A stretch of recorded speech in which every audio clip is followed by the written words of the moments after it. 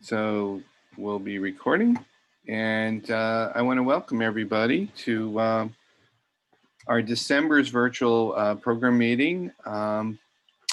The featured speaker tonight is going to be one of our own, Matt Collins. I'm really excited about this presentation, where he's going to be talking about soft hackles and wet flies.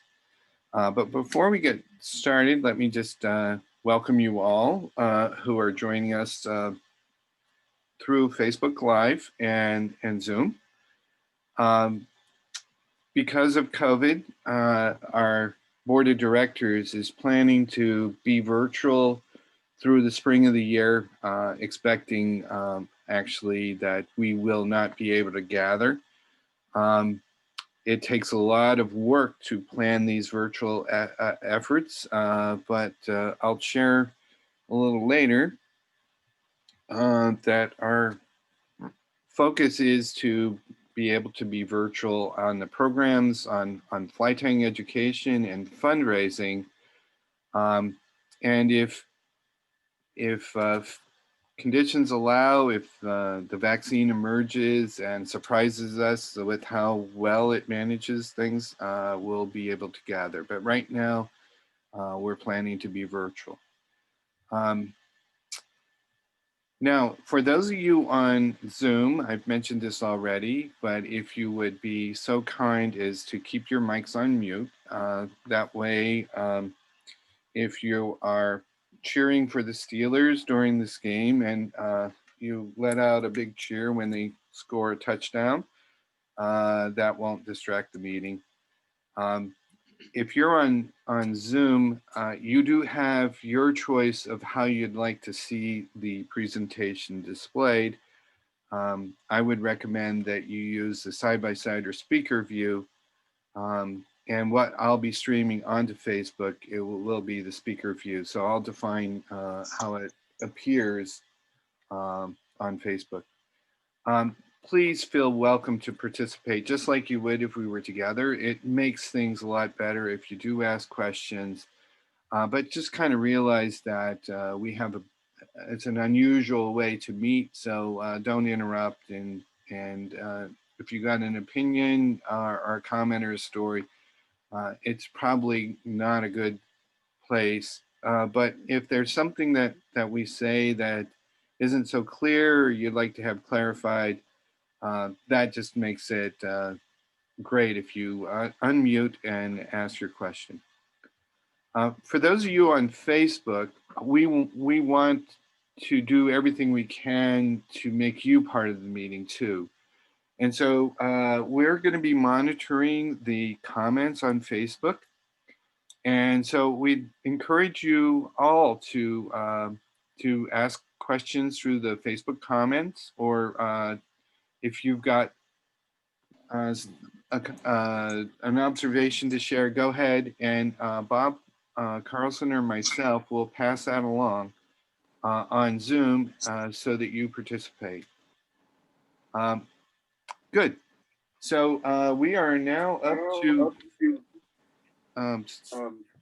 let's see, somebody did not listen, and you have me on, you're not on mute. So all on Zoom, if you'd please mute up.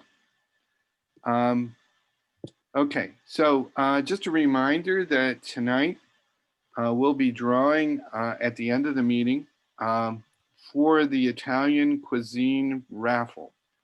And ticket sales have been going really well. And we are set up, if you need to buy your tickets or want to buy more, just jump over to our Facebook page. The link is right there. It's also on our, I'm sorry, you need to jump over to the website. The link is also on the Facebook page to the website, but there you can buy tickets through PayPal. Vince Leonard is on the Zoom call. He's monitoring PayPal. So if you buy raffle tickets, they will go into the raffle and you could win this basket. So we'd encourage you to do that. We will close down, or we will stop pulling from PayPal at 7:30, so get your tickets before then. What we'll be doing tonight is we'll be going through a short demo of one of Matt's favorite flies. I'm going to come back and share some club announcements, and then Matt will get into his presentation, and at the end of the presentation, we'll draw for the gift basket. So, Matt, are you ready to get going? Yep, I just unmuted. Can you hear me? Yes. Give me a moment to get set up on your fly tying desk, and we're gonna give you a spotlight.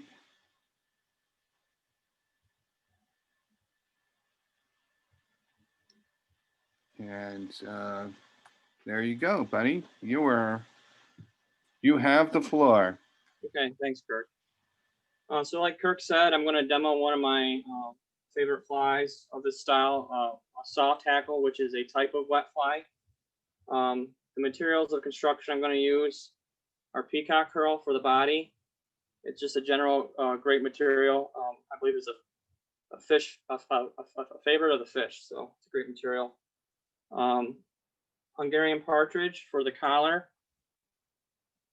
And then for the tag, there's a tag piece of this fly. I'm going to use tinsel, medium holographic red. And the name of this fly is called the Red Ars Soft Hackle.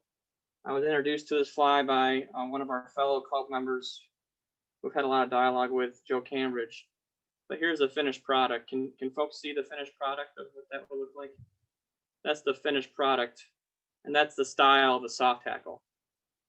So I'll show you how I tie that. So for my hooks, I generally use the same style hook. This is a Tiemco TMC 3761 size 14. This is generally the hook I use throughout all my soft hackles. Okay, let's get started with the fly. So I'll start with my thread base. I'm using 8/0 black unit thread for my thread.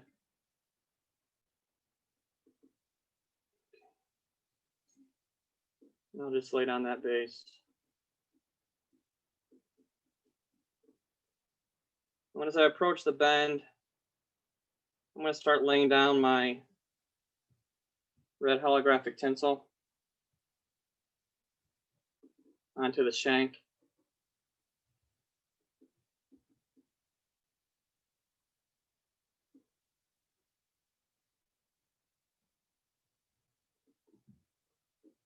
Get that secured.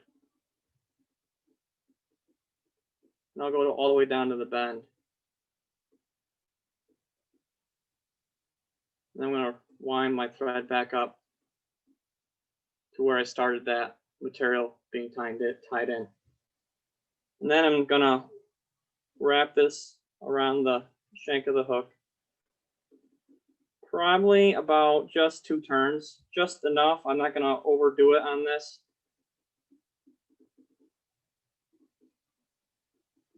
I believe this is, I'm not sure what it represents, but it's a triggering, I believe it's a triggering mechanism for the fish to get curious, at least, to come up and examine it, hopefully hit our fly.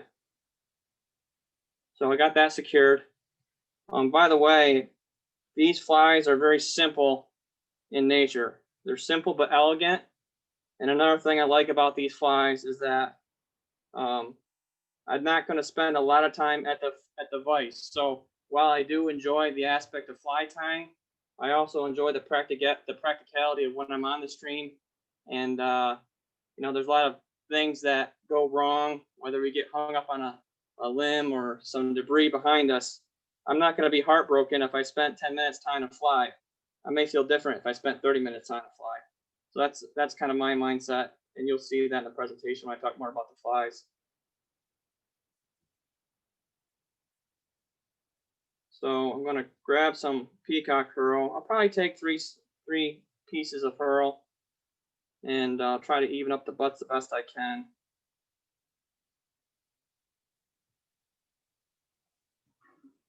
I'll just clip those. So I have my 3 pieces of peacock herl, and I want to start laying that in just above that red tag. And I'll kind of go up the shank and secure those peacock herls. I don't want those slipping if I tie them just by the tips. And I'll come back down to where I tied them in. Now, here's what I found with peacock herl. It's a very delicate material. And I found throughout the course of the day, while the fish do enjoy the fly and how I'm presenting it to them, it has a tendency to unravel over the course of the day, especially if the fish enjoy hitting it. And what I found, and a tip that was shared with me by Joe, is a way to counter that and make more durable flies to last longer is to wind your peacock herl onto the thread like a rope. And prior to this, what I was doing wrong is I was just winding the herl up the shank of the hook. And while it looked nice, it wouldn't last all day. So this has helped me immensely in the durability of the fly. Now, very simple. Wrap the herl up the shank of the hook like so.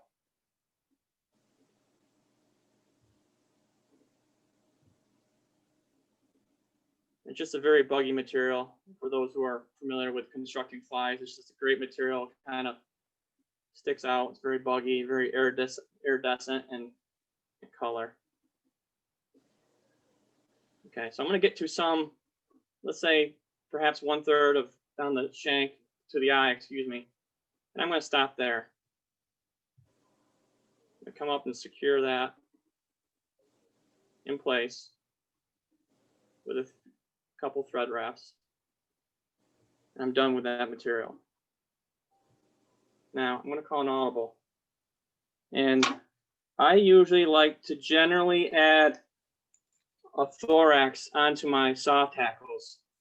Reason being is because I like to have a bump behind where I'm going to place my partridge, because for me personally, I don't like the fact that perhaps during my swing or my presentation, that there may be a period in time where that hackle is laying against the shank of the hook.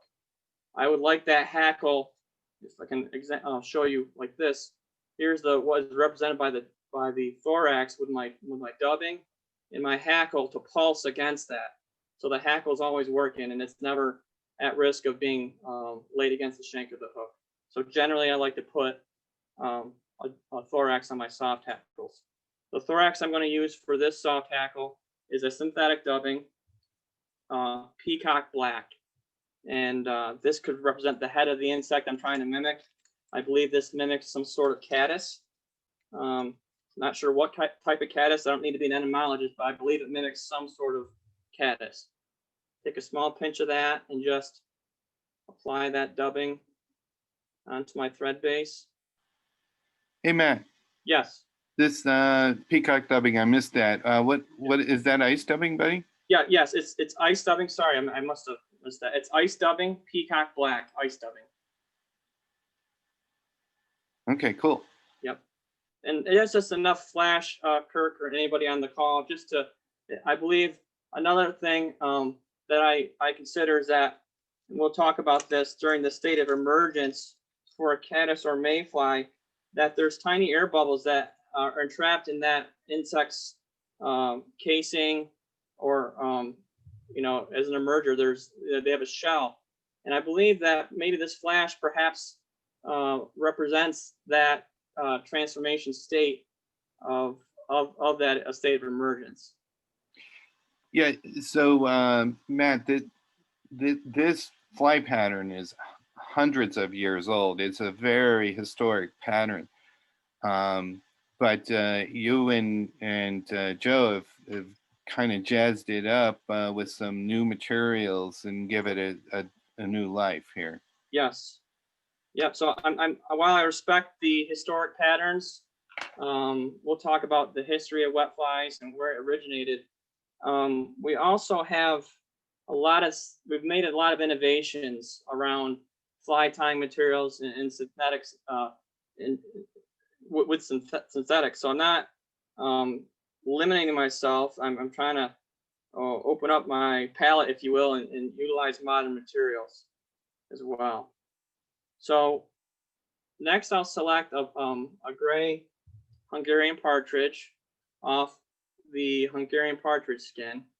And when I select my, I have one pre-selected here, but I'll show you the process of how I select the partridge feather. So on its skin, you'll have an assortment of feathers to choose from. You'll have this brown backing piece here, which are good for, soft hackles with, you're trying to imitate with something with darker legs. And then you have this kind of a gray feather, and it looks like someone basically took a white feather with the finest pen in the world and marked this thing up. It's so lifelike. So I'll take a feather off the skin, and on that you'll have a lot of fluff on that feather. That stuff doesn't really have any use for the purposes of this fly, and you'll peel that fluff back. And then that's the stuff that you want to be tying on through the shank of your hook. Now, another thing to consider, if I were to just tie it on just like this, it's going to be very difficult for me to wind this around the shank of the hook in a very cooperative nature. I like to flatten the quill, if you will, to enable this to be wound around the shank of the hook. And the way I do that is I'll take my hackle pliers and I'll flatten the quill and pinch the quill like so. I'm not sure how much is showing up in the camera, but I'll make sure that's flattened, or I'll bite it just to make sure it's flattened. Okay. And then I'm ready to tie this onto the shank of the hook. I'll trim up the quill just a little bit. And I'll start tying that in, securing that.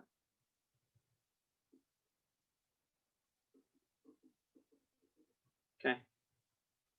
So now that I have this secure, here's the part where we have to be a little delicate in wrapping this around the shank of the hook, because if you apply too much tension, you're at risk of breaking this thing off and getting frustrated. So just be patient, and slow and steady wins the race here. Another thing I like to do is I like to, not only once I wrap this in onto the quill, I also like to go behind it as well to reinforce my tie-in point. And that's how Sylvester Nimes also tied his soft hackle. Sylvester Nimes I'll talk about in the presentation, but he was like the godfather of soft hackles from a United States perspective. Okay, he lived out west and he fished soft hackles and was a big advocate for these style of flies. So once I have that secured, I'll take the tip and I'll slowly start going around the shank of the hook. And the key to soft hackles is sparse, sparse, sparse. So I'll slowly start going around the shank of the hook, and I'll start coaxing the fibers. Some of these want to stick together. Just touch them. I'm busy. And you want to max 2 turns. I usually go 1.5, like so. That's probably where I'll stop. And I'll slowly wind my thread through there.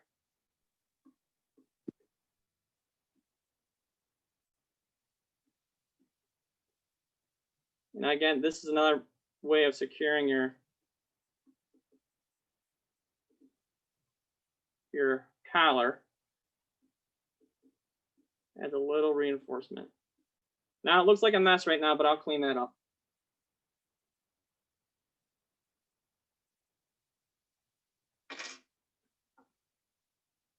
Coax out those fibers just a little bit.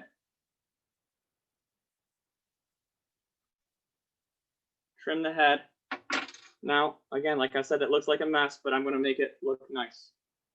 So what I'll do to make it look nice is I'll just take those fibers and coax them back, and I'll put a neat head.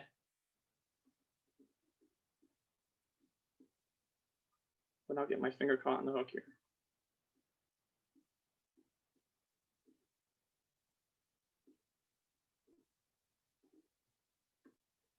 Trying to minimize my turns, but I want to get a nice, neat head here.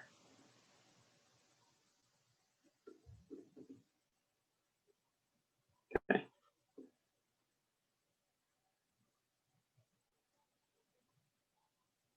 And then I'll whip finish.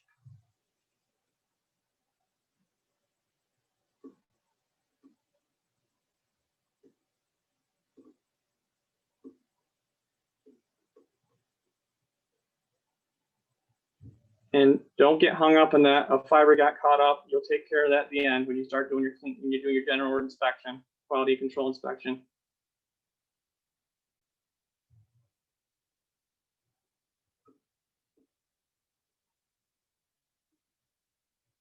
There. And then I like to apply head cement onto my flies just for added durability. Another pro tip that Joe gave me in fly tying coaching is that you can buy these bobby pins off Amazon in bulk for like $10. I have enough to last me for a lifetime. And I've always been buying these fly tying bobbins, which have a markup on them. And you don't need to do that. You just utilize these bobby pins here, these sewing pins. And once you're done utilizing those, you toss it. And I'm just using a standard gloss head cement here. And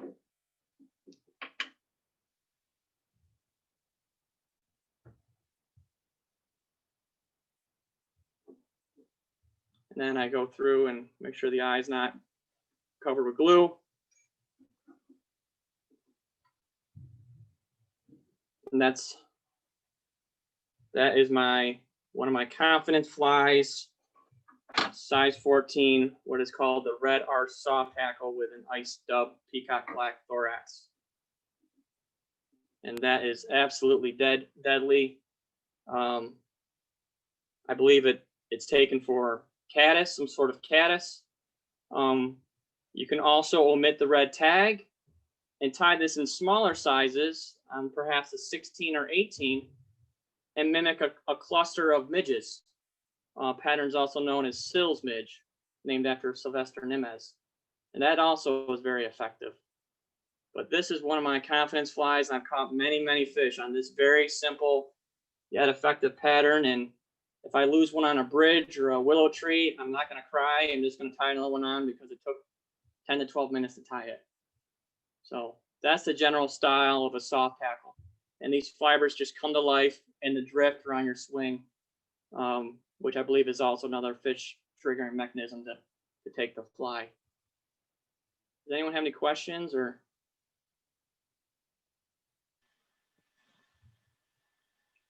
Anybody have any questions on the Red Ars Grey Hackle?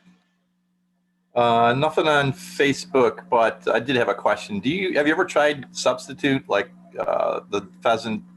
I'm sorry, yeah, the peacock earl dubbing instead of the natural earl, or is that departing too much from tradition?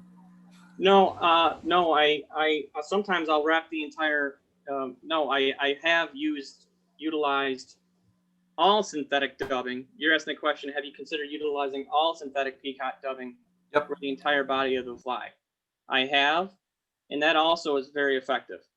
I've had cases where sometimes they don't want to take that for whatever reason, and they will take the peacock body fly. I'm not sure why, but I have utilized both, and they've both been effective.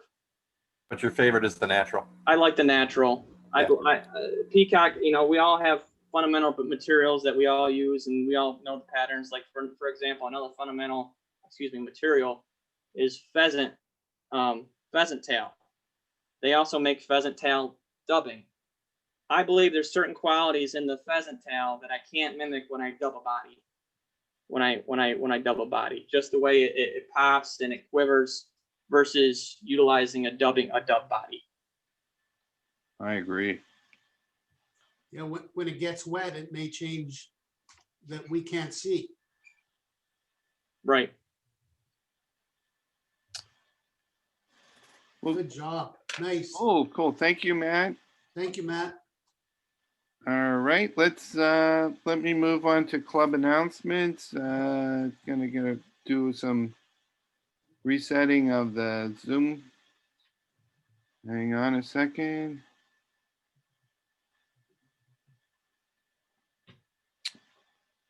We're just all learning here. I'll spotlight my view. We'll share the screen.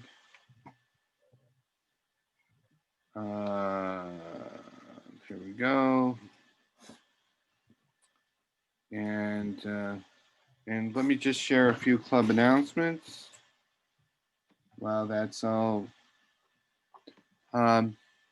I said at the beginning, but let me just say again, welcome to everyone. I think we're up to 17 on the Zoom session at the moment, and we've got 14 on Facebook, so welcome. It's great turnout, and I hope you'll really enjoy this presentation. I just want to share that we've come to the position that we think that COVID is going to force us away from indoor meetings likely through spring. And so the board of directors is planning that way. It takes a lot more effort to plan the virtual. So that's our target. And if we get lucky enough to be able to gather, then that'll just be great. I want to remind folks that our main way to communicate is through email, through the MailChimp, or the Facebook page. And I'm going to talk more about that just in a moment because we now have a new Facebook page. If you are not on our email distribution, the way that you sign up for that is on our website. And I'll talk more about the Facebook page. It's true that FFI International and Eastern Waters Council is planning a lot of virtual content this fall and spring, and I'll talk more about that just in a moment. I'm really excited that that Bob Carlson has just some really exciting speakers lined up for us. Happy to remind folks that Tim Flagler will be joining us January 4th. And he's going to be talking about spay for trout. This is an emerging, innovative way to use spay techniques. You can fish your soft hackles, you can fish streamers with a single-handed spay. And Tim is going to be talking more about that. Tim is nationally known guide and videographer, and his mainly known for producing some excellent educational videos. And you will see him on the Orvis website, FFI and TU. And we're just really excited to have him as January speaker. And Bob is working on a topic that Josh Miller will be sharing with us in February. For those of you that don't know Josh, he is one of the members of the U.S. fly fishing team. He's just full of energy and youth, and I've had the occasion to meet him several times. He's from Pittsburgh, which is my hometown, and looking forward to hosting Josh Miller on our February meeting. I mentioned before, but I'll just share again that TC Owens was kind enough to help us develop a Facebook page. And this is different than what we've had. The page, it allows us to share official club announcements, such as this live stream, events, and so forth. It's our public facing kind of a mini website, kind of a outreach for the club. More of an official thing. We will be keeping the group, and the group is for sharing between members, all different kinds of things that we've been sharing over the years will continue to happen on the Facebook group. But the page is shown here. It has a kind of fancy and full name. If you haven't already, we'd like you to like our page, and that is the button right here. And we have over 75 likes, but not everybody has taken that time to do that. We'd also like you to take some time and invite friends. So you can do that on the page as well, is invite folks who you have as Facebook friends who might be interested in our page to like our page, and that will help us connect to the wider fly fishing community. So really appreciate everything you would do to help us kind of get the word out.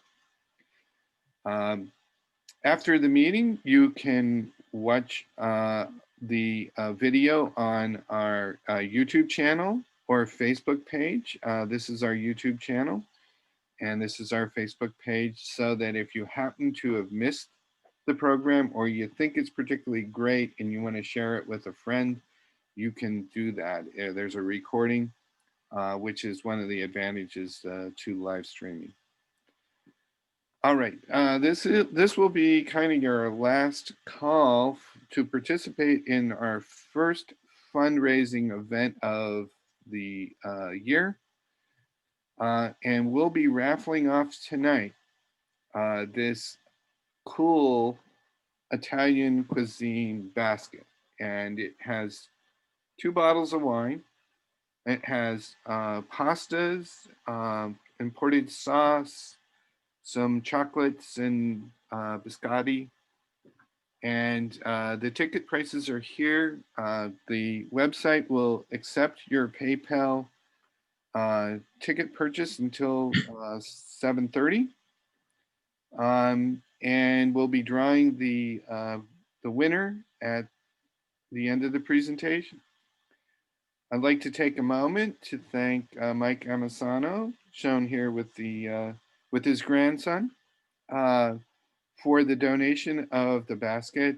We really appreciate that, and look forward to sharing that with some lucky member. I want to remind folks that we've started a special effort for fundraising because of COVID. Our normal channels to raise money for the club are kind of not available to us. So Bob Walker volunteered to lead a special fundraising task force, and I think he's got up to 7 folks helping him. So part of what they're doing is offering these cool glasses, and they are very handy for water or beer. And so they're available for the prices here. We'll, if you live outside the area and we can't connect with you to hand them over, Bob will ship them for you for the cost that it costs us to get it in one of those shipping boxes. And there's ways that you can buy it through PayPal, or if you're one of the old-fashioned check writer kinds, that works too. So we'd encourage you to get these glasses. They celebrate the club's awarding of the Mackenzie Cup by Fly Fishers International last year as a Club of the Year, which was also our 20th anniversary. So, so those are available. And here's the big news. Here is the big news. This is the first time we're going live with this, but I can tell you Bob and his team have been working months to prepare for an auction. And this will launch tomorrow. And there are a number of interesting things that you can bid and buy on, including brand new fly lines. There's several brand new fly rods. There's some used equipment. There's fly tying kits from fly tying materials, face masks, and I think there's going to be more items that will be added as we go along. The auction will run until mid-February, and it also features a buy it now option. So if you'd like one of these assortments of fly tying materials, it's quite the assortment. All you have to do is buy it now. You can pay through PayPal. This website takes care of all the logistics, and then if you're outside the area, we can ship it to you, and we'll just ask that you pay the additional shipping. Otherwise, we're going to get it to you. Bob will get it to you locally.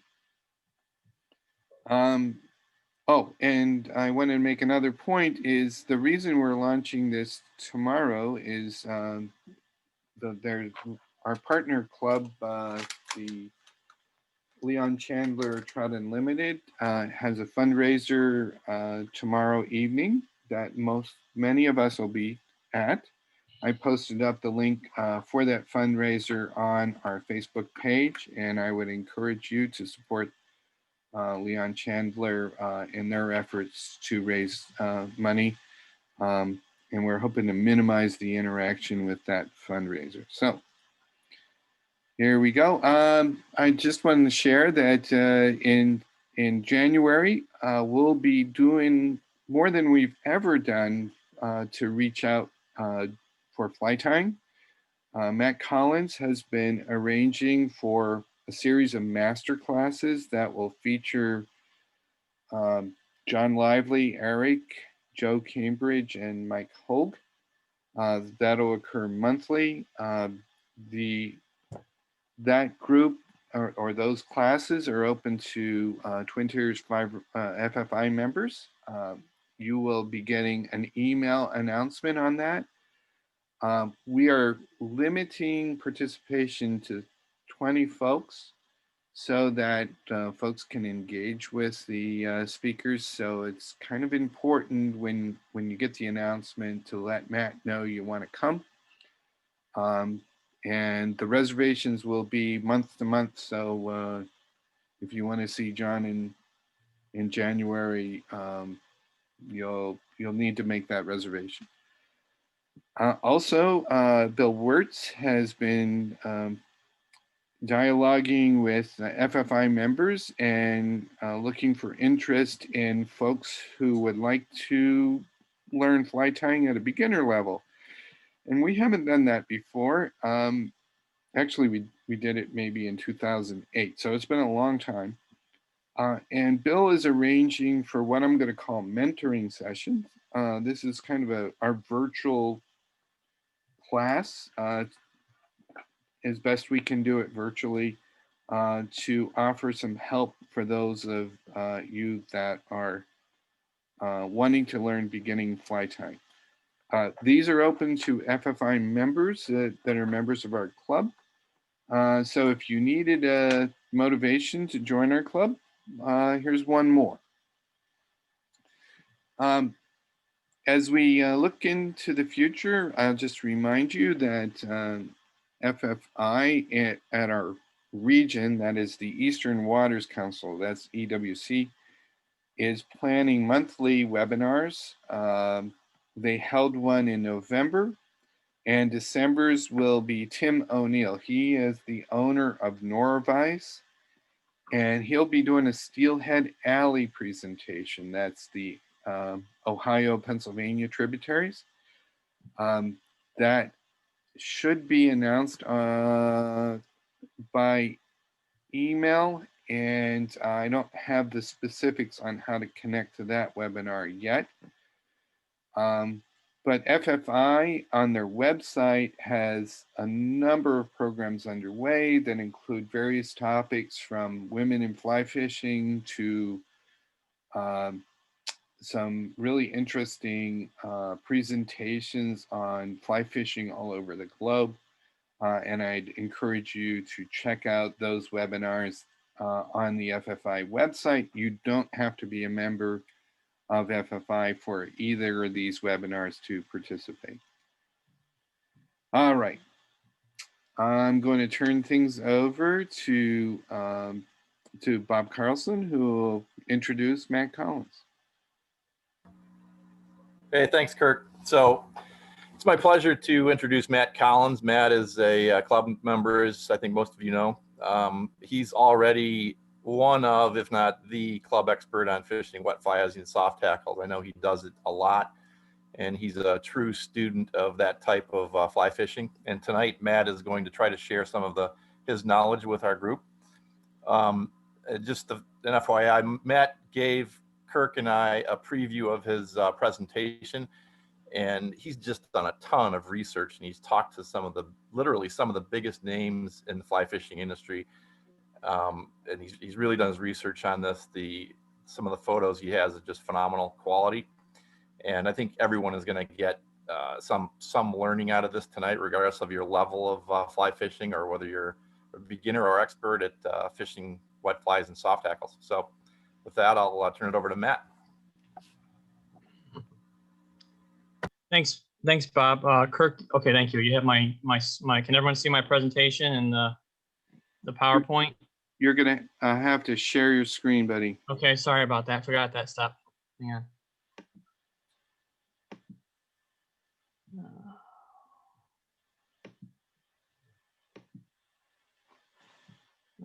Okay, here.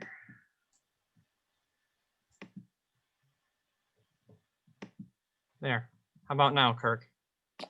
Yeah, that Okay, looks. I'm gonna go into presenter mode here. Yep. And okay. Looking good on your end? Yep. I think I'm just gonna make a little adjustments, but yep. Okay.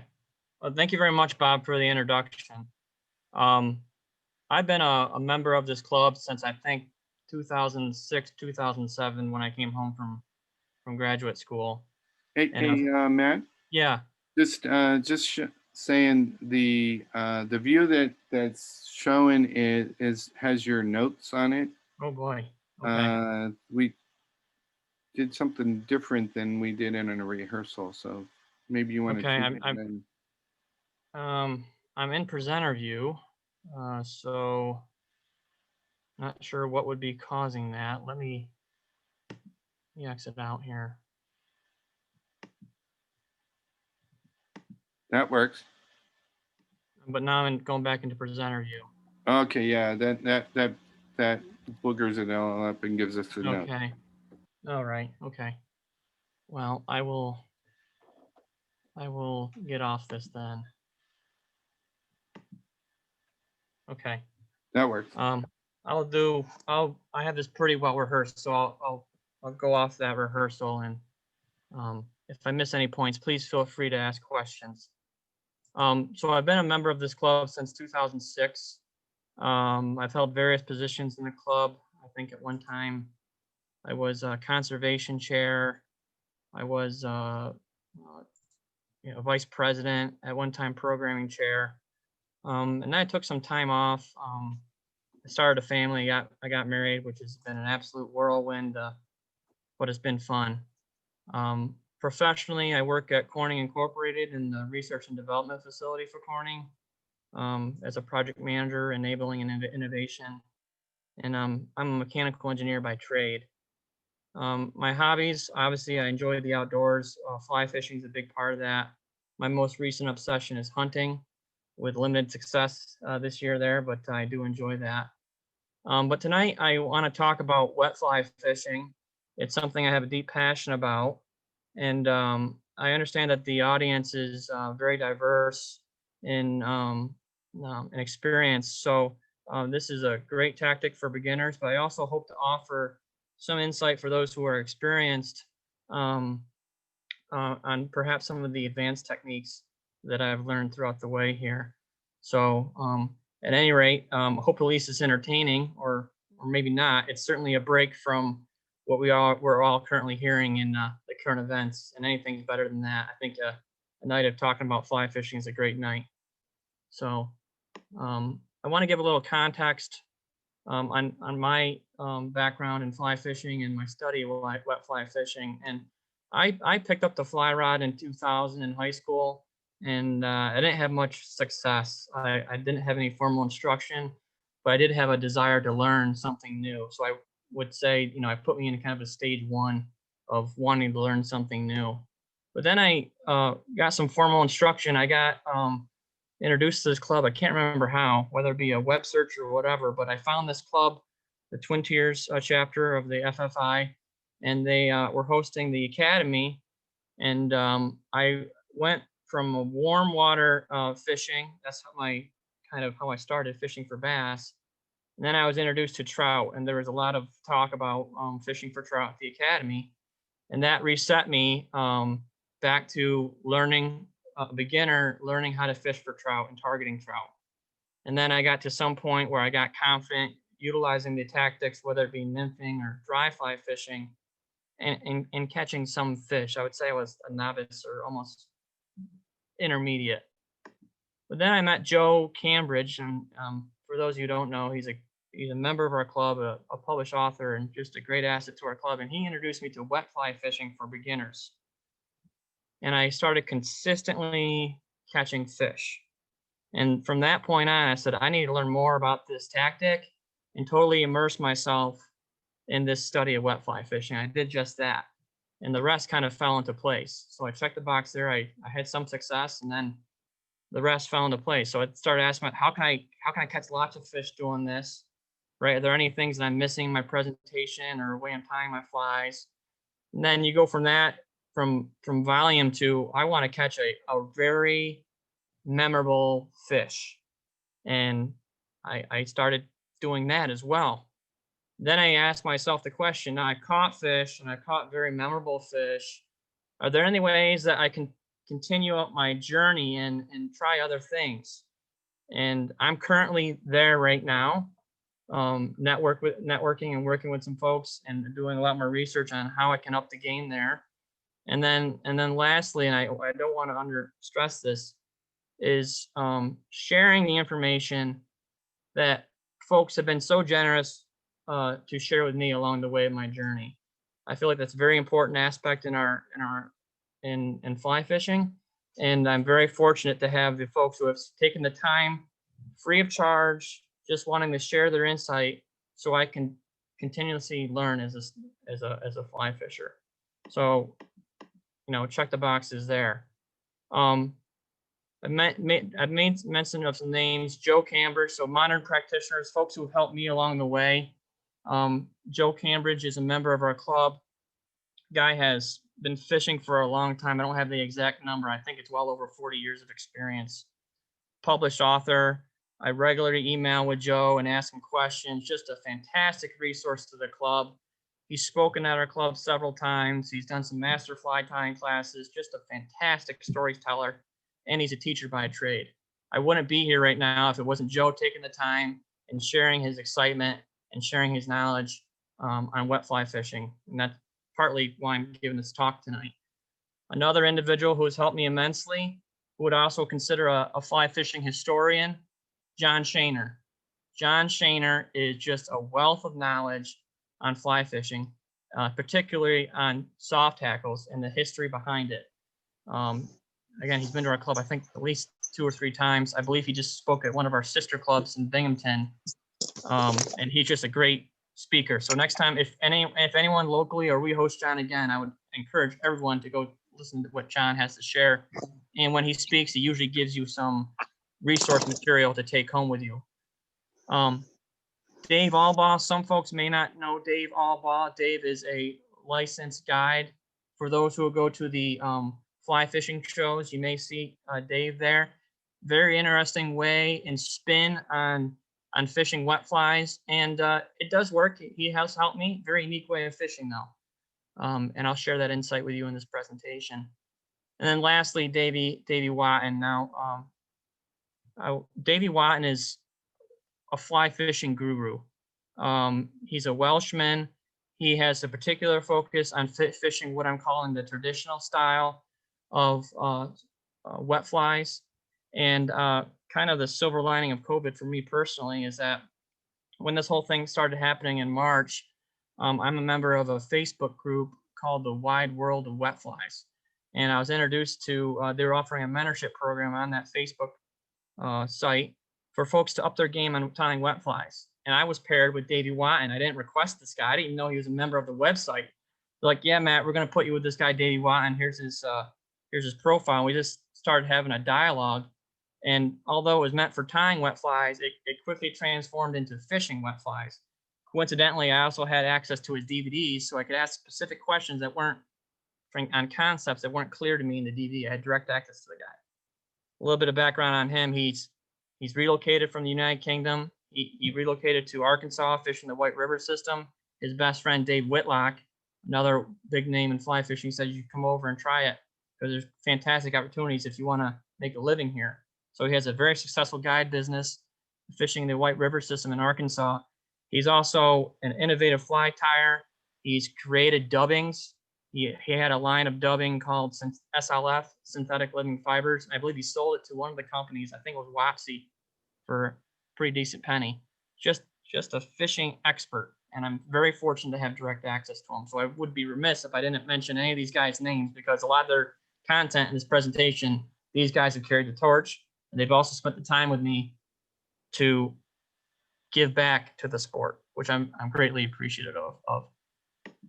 So here's the content for tonight's presentation, but the intent is twofold. I hope if folks are just getting into this sport, I hope to give them a general overview on this type of fishing, to go out and say, that was pretty interesting.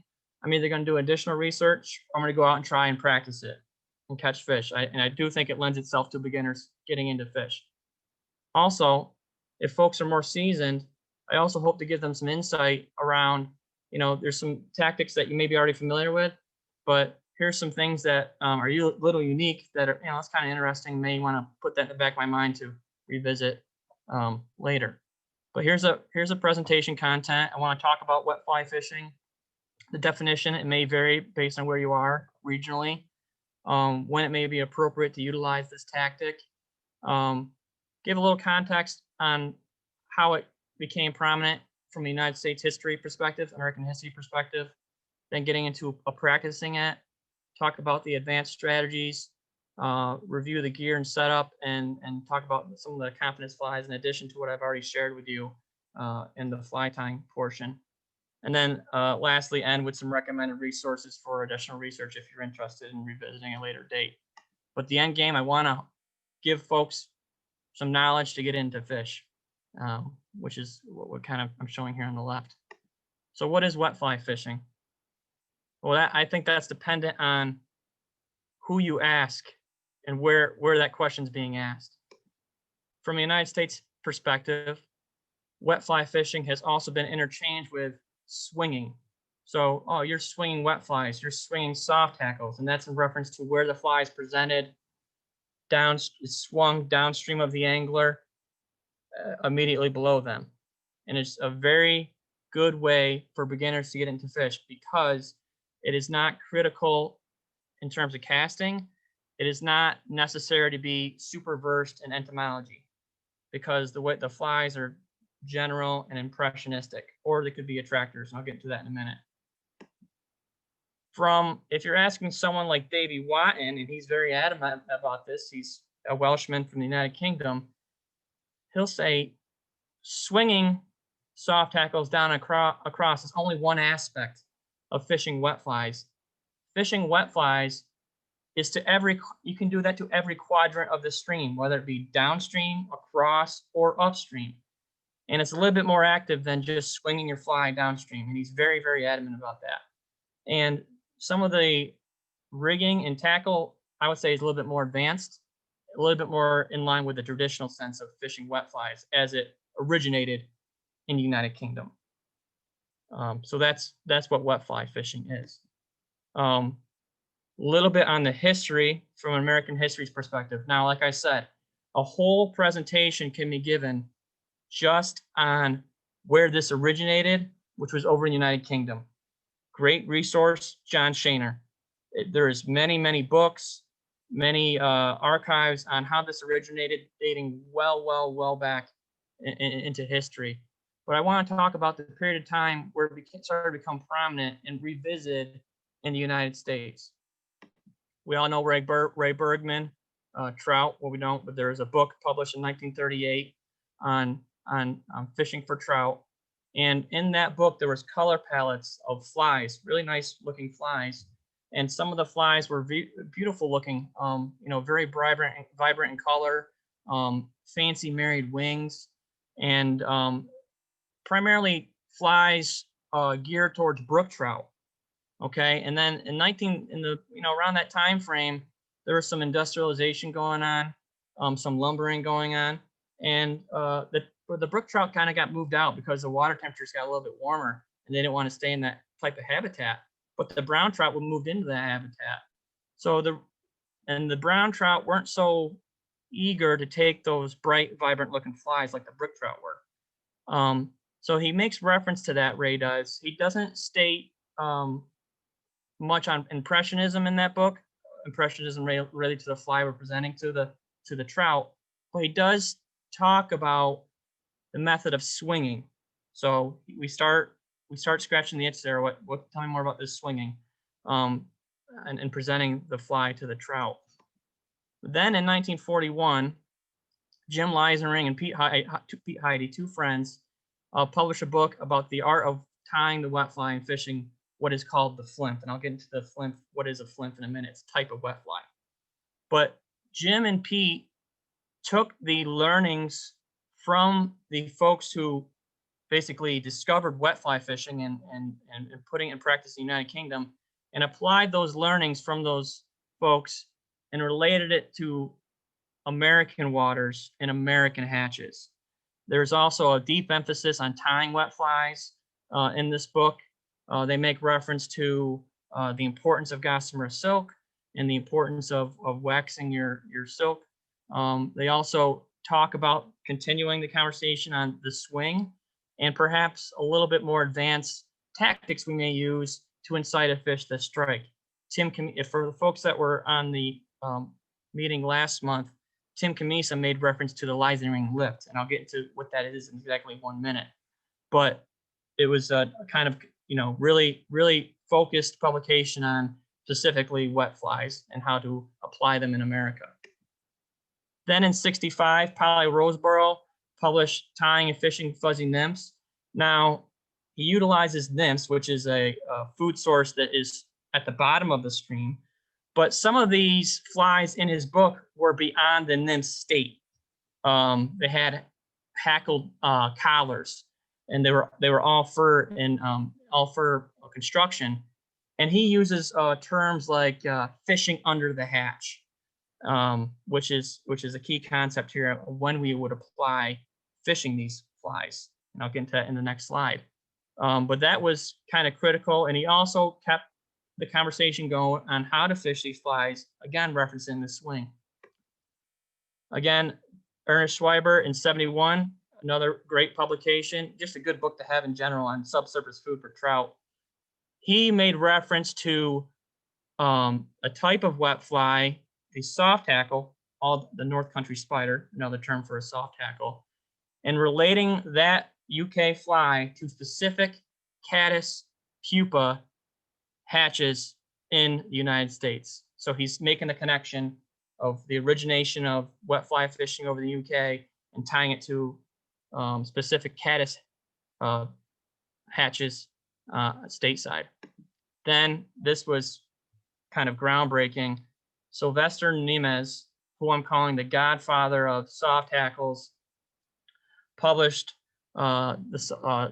fishing soft tackle flies here. This is his first edition publication.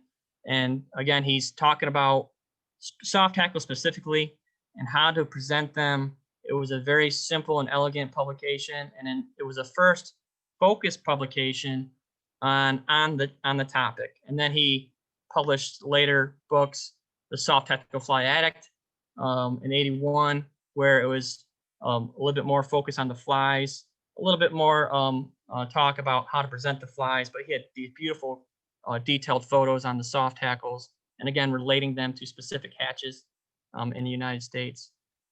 And then lastly, he kind of followed up in 91 with soft hackle fly imitations.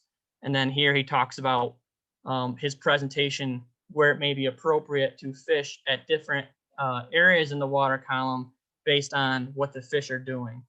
Here he talked about, which was kind of cool, he talked about dressing a soft hackle with some floatant and fishing it in the surface film if the fish are behaving in a manner that is indicative that they're taking insects at that level of the water column. And then lastly, I'm calling this a culmination. Dave Hughes published wet flies, originally 95 and followed up in 2015. And I would say his publication, first of all, he's a very entertaining writer. I believe he does writing for the local newspaper out in Oregon.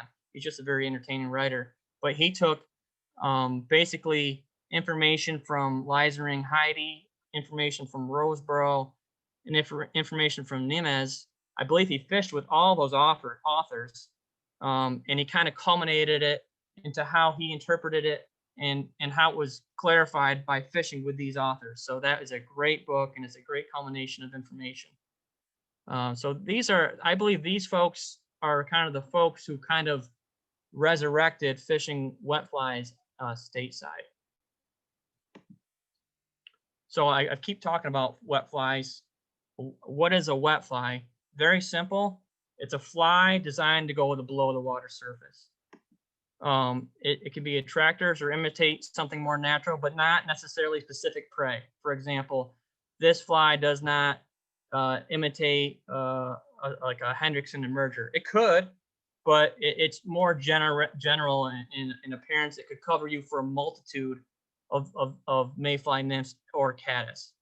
Okay, and they can be attractors or imitate something that is natural.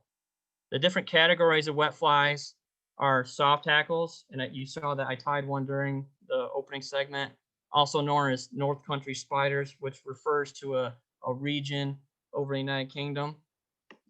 There's the flymph. This was a term coined by Leisering and Heidi. Never really was accepted as a term, but you don't really hear it too often. But it's what they're referring to. It's not yet an adult fly, but it's not a nymph. It's somewhere in between, and that's what they coined it as, a flymph. And then there's a wing wet fly, and the only difference we have here is just a pair of married wings, again, and that can be a natural, or it could represent something more natural or something as an attractor. And again, attractors, any of the three I've just mentioned could be also attractors. There's the makeup of the fly has something that is not natural in appearance. However, it incites the fish to trigger it. So you can substitute materials that are not natural to what's going on in the water in terms of a hatch, and it could get the fish to participate in what you're presenting. So those are different categories. So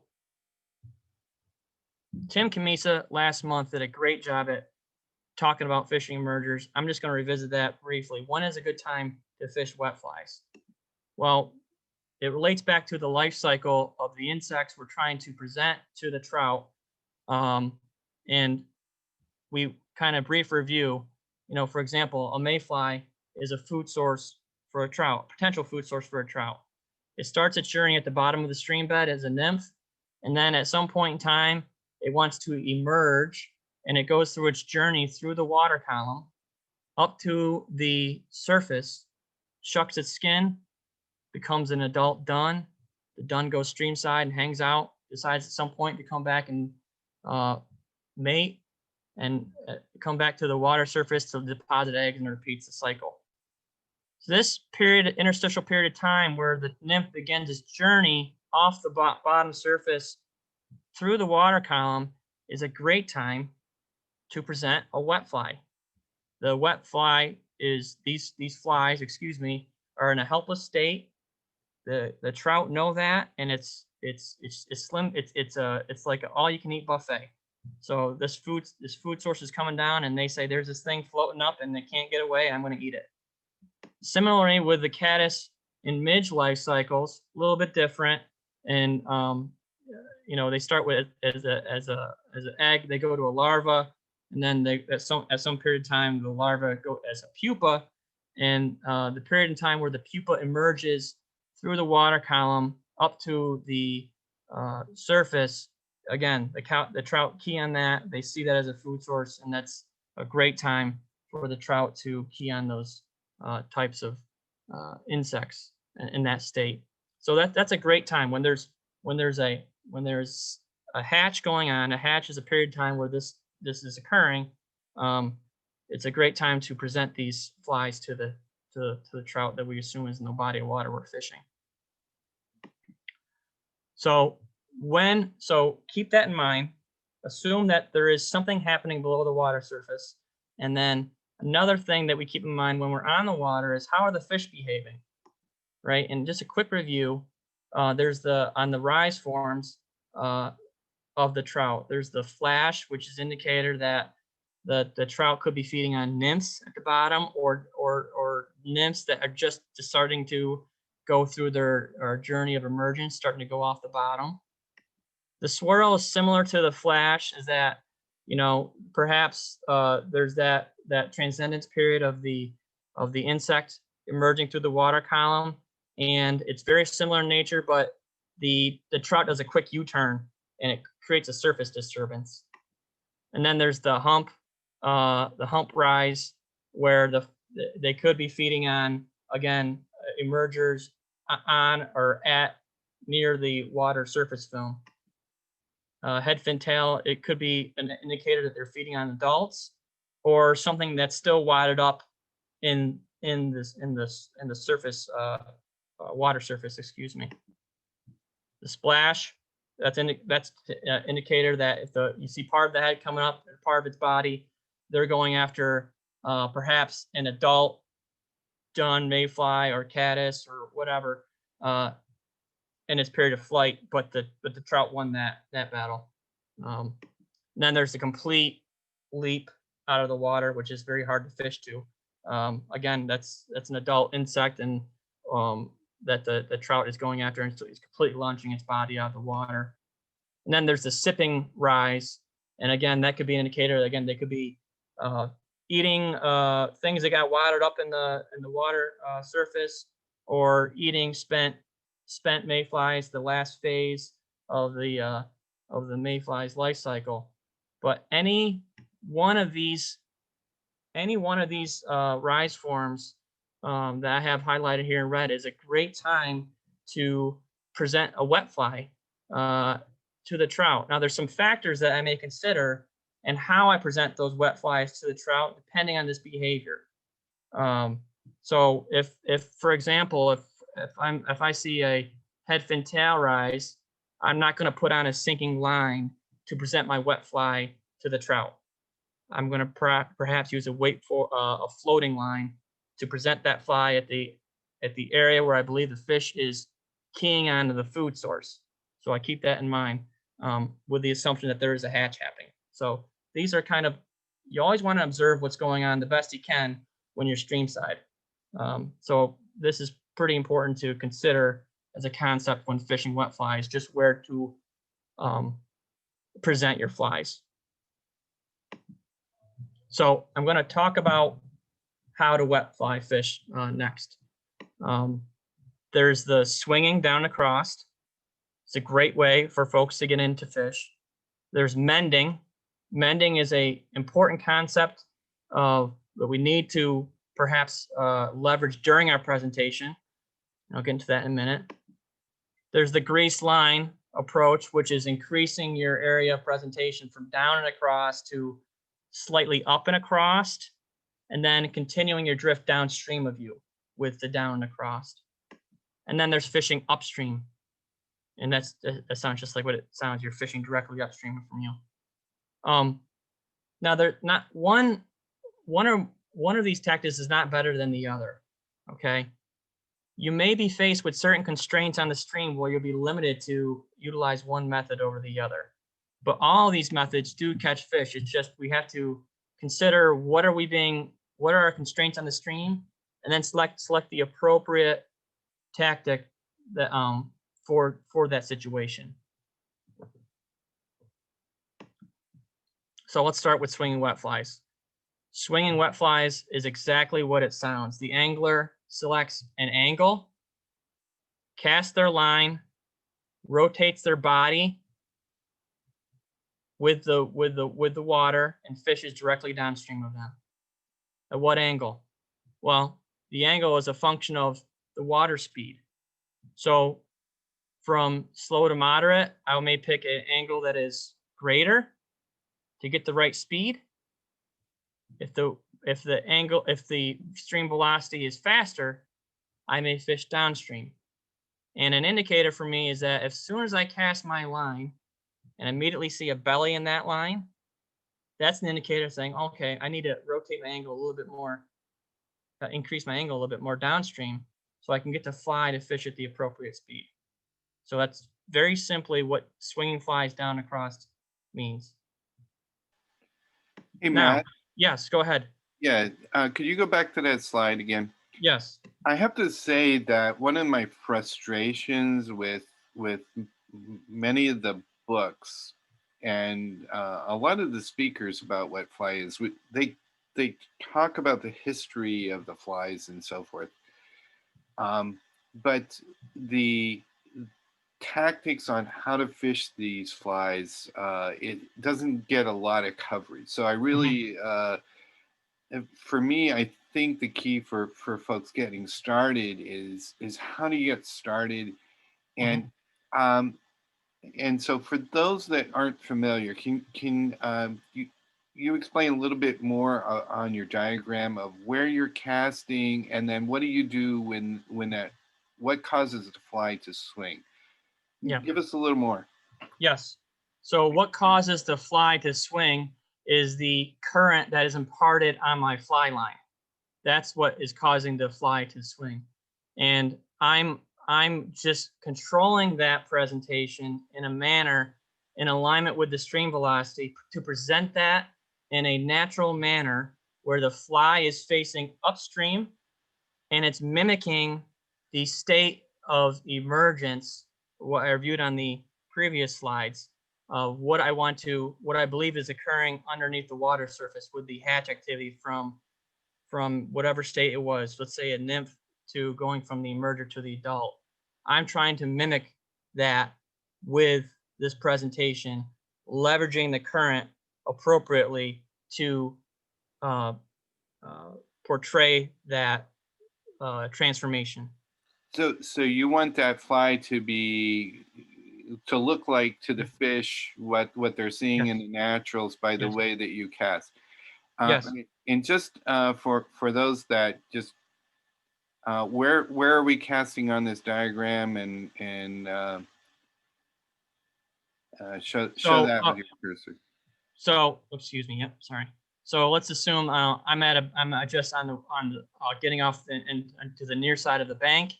I'm casting across the stream and down and across the stream to the other side or near the other side of the bank. Perfect. And fishing that drift. Okay. Yep. This is folks, some folks who are familiar or who were previous students of the academy. I am not dead drifting, meaning dead drifting is when we are in sight or we're presenting the fly where we don't want over exaggeration or perhaps any of the surface current to impact our fly. So we are doing things where we're dead drifting. There is some current impact down at the bottom of the stream, but I don't want any of the surface current at the top of the water column to impact that. So it's a little bit different in presentation, Kirk. I don't think I confuse folks with that comparison. No, perfect. Okay. It's an active presentation, yes? Yes, it's active, yes. Which lends itself to folks who are just getting used to fishing on a moving body of water. Yeah, you don't have to worry about all that dead drift stuff. Yes. Yeah, cool. Yes. Okay. Thanks, buddy. Yes. So thanks, Kirk, for asking that question. So this is a continuation of that. So one, what if we have non-uniform current variation, which is often the case, meaning we have different speeds of the current on the water surface from where we're presenting our flying, which is often the case, okay? One would cast, and I mentioned the belly and the fly line. The belly and the fly line does things in our presentation we do not want to do, okay? Why? Well, if I think about it, this increases, let me get my cursor here. This increases the speed at which the fly is presented, and it almost acts like a whipping motion. And that speed is faster than the stream velocity. It's unnatural. Okay. The way we counter that is by mending. So we simply it's visual. We cast our line. We see a belly in our fly line. The way we correct that is we lift the rod, move the rod upstream, and then bring it back down to the original orientation. That corrects that. And the angler simply rotate his or her body with the stream. And anytime that he or she sees a belly in the fly line, correct that. Now, most often, we will be mending upstream to correct this presentation. Counter to that, there may be times we swing downstream. Well, when we might do that? When we're fishing slower bodies of water with low velocity profiles, if I cast my fly and it just kind of, the water is not moving much, like for example, fishing a pool where it's very slow velocity to begin with, and I want to incite a little bit of motion into my fly but not over exaggerate that motion, I may throw a downstream mend into that fly. So mending is very important in presenting our flies, and it's a very important concept that we mend to present the fly in a manner that is natural to the fish. Now, this is an important concept. Does anyone have any questions on mending? Because I'm going to keep talking about mending here in the next couple slides. Okay. So just visually help us understand here. What if I don't want to mend? I just want to cast my fly and let it ride. Okay, well, to help with that, here's the impact of what happens when we don't mend our flies. So cast our fly across the bank. Here I'm at the other side of the bank. I'm casting to the other side of the bank, and I'm just letting it ride. And then there'll be some point in time where a belly develops in my fly line, and that will increase the speed of my fly being presented. Also note that the fly is facing downstream.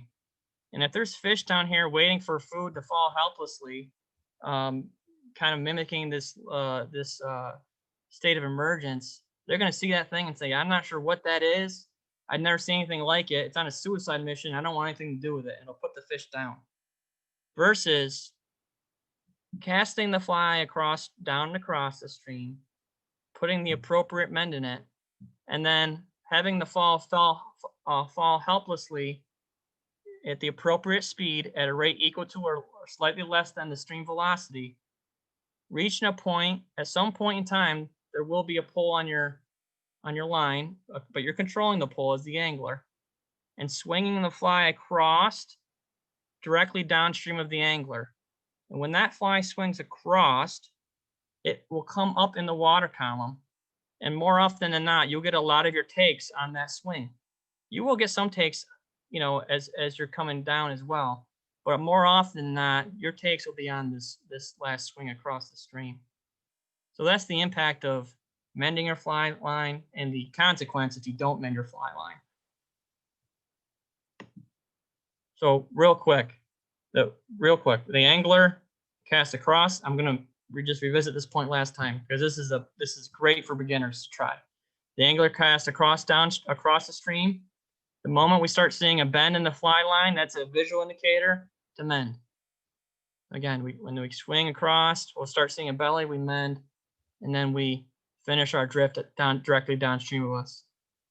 Now, Tim Camisa mentioned it, and I just made reference to it into the Lysing ring lift. The Lysing ring lift is a tactic we use if we see a working fish. If we see any of those rise forms that I mentioned, and we see a working fish, a rising ring lift is where perhaps I see a working fish and I position myself down, in the appropriate angle to stop my fly and lift my fly rod, mimicking that emergence to the water column, or give it back and lift. And that's a triggering mechanism for the trout to say, that thing is helpless. It's going to get away. I don't want it to get away. I'm going to hit it. And that's a good way to get a fish that's work. I call it working to take your fly. So I'm going to take what I've been talking about here and then kind of give folks, put it into practice here. Got my cheat sheet. So this is a local stream. Some folks may recognize it, but I use it as a lab basically to test these things out. This is my dog Minnie. First time I'm taking her out. But I'm going to speed forward and bore you all the setup and try this. So I cast my fly line. It's not a great cast, but I immediately mend. I see a belly, I mend it. Track down with the flies, mend, see a belly, boom, there's a fish. It's that simple. So I cast the line out there and I track down with the flies and I'm visually watching my fly line and success. It's a very, very good way for folks that are not great at casting just yet to go out and catch fish. Okay. So let me show that one more time with another example here in this video. This is your standard New York State government stock brown, but it's a great way to give you the angler confidence to say, you know what, this is working. And this is how I started. It's a stock trout, but it's fun and it beats staying at home. And I'm getting more confident in learning that I'm presenting my flies correctly. So it's just a great way for folks to get into fish. So I'm going to speed forward to the next example here. Again, cast, not the greatest cast, that's okay. Mend, watch your fly line, mend up as appropriate. And boom, there's a fish. And it's so exciting that, you're staying engaged, you're watching our fly, you're mending appropriately. And sometimes the takes are jolting like that one was. It took the fly looked like it was just below the surface. And it was, pretty visual that I had a hit and I set the hook there. But just a fun way of fishing and you'll catch fish. Let me go back to presentation mode here, Kirk, sorry. Okay, so a key thing on the, let me go back to presentation mode. No, I don't want to go to presentation mode. A key thing on the hook set. So the fish will hook themselves with this way, or they won't hook themselves at all, right? The manner I'm fishing, the fish will come up and grab it and they'll dart back down. That last fish I caught, I set the hook. It's a bad habit of mine. Many folks struggle with it. Our habit is to pull, right? There's a fish. I felt something pull. I felt something tug. I'm going to pull. I got away with it with these smaller fish, but if there was a bruiser in here, I was at risk of snapping my tippet. So what I've learned over time to prevent that is I will pull a loop, some fly line off my reel, and I will take my index finger and I'll pinch it against the cork. The moment you feel a tug, you let go of that. What that is a shock absorber, and it kind of relieves that tension immediately. So that has been very helpful for me in catching more fish. Now, there's times where I revert back to my habits and I set the hook and I snap or I do something foolish like that. But the shock absorbing loop has been extremely helpful to me. So as often as you tell yourself that there's if I present my fly correctly, a fish is going to take it, it is always startling and jolting. and it's a very active means. You have direct connection with the fish taking your fly, so it's very fun. And also, you know, the wild trout don't mind it either. These are wild trout from another local stream that I fish. That same presentation. I'm not one that say, well, I only fished a wild fish and those are stock fish. I just want to get into fish, and both parties seem to agree with how I present those flies. So that's very encouraging as well in terms of confidence. Then there's the grease line approach. Again, this is nothing special. It is merely extending your presentation. It's used to increase the natural drift. So we talked about swinging the wet fly and utilizing the current. Kirk asked some very great questions about that. Here I'm utilizing a window of time to utilize a natural drift or a quote dead drift of my flies. I'm casting across to the other side of the stream, slightly up and across, and then I'm putting mends in that as required to maximize that period of the natural drift, and then I'll continue that drift down across. This lends itself to larger streams because if you're on a smaller stream like our locals here in Chemung County or Steuben County, you have a lot of things that could grab your flies, and it won't be much use to you. And that's where you kind of go through the process of, I'm going to utilize this approach because of the constraints on the stream.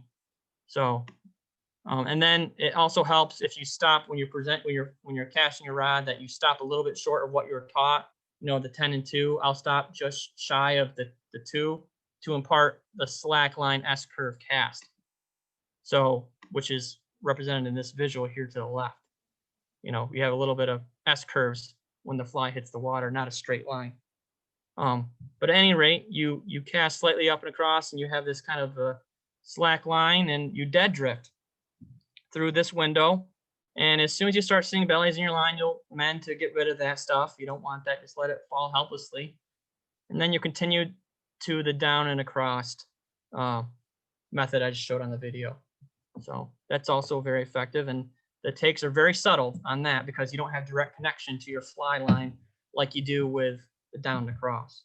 It's visual. You're looking for surface disturbance, or just you do have a little bit of connection, but it's not as apparent as it was between your fly down and across. And if you think there's a fish on, you know, you should probably set your hook, and hopefully it's a fish. But this is also a very fun way of fishing wet flies. And then there's upstream, and that sounds directly like it is. You're casting your flies upstream and slightly off to the right or left, depending where the stream is.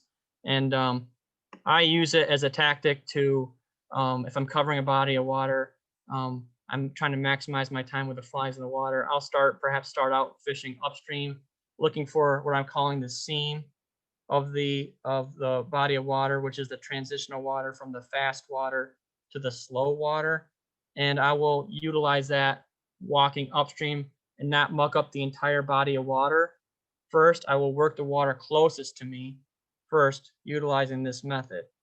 So I'll find the transitional water, and I will limit the amount of line. This is a short line presentation, maybe perhaps the length of your rod, let's say 10 feet for all intents and purposes, then you have another 9 foot a leader.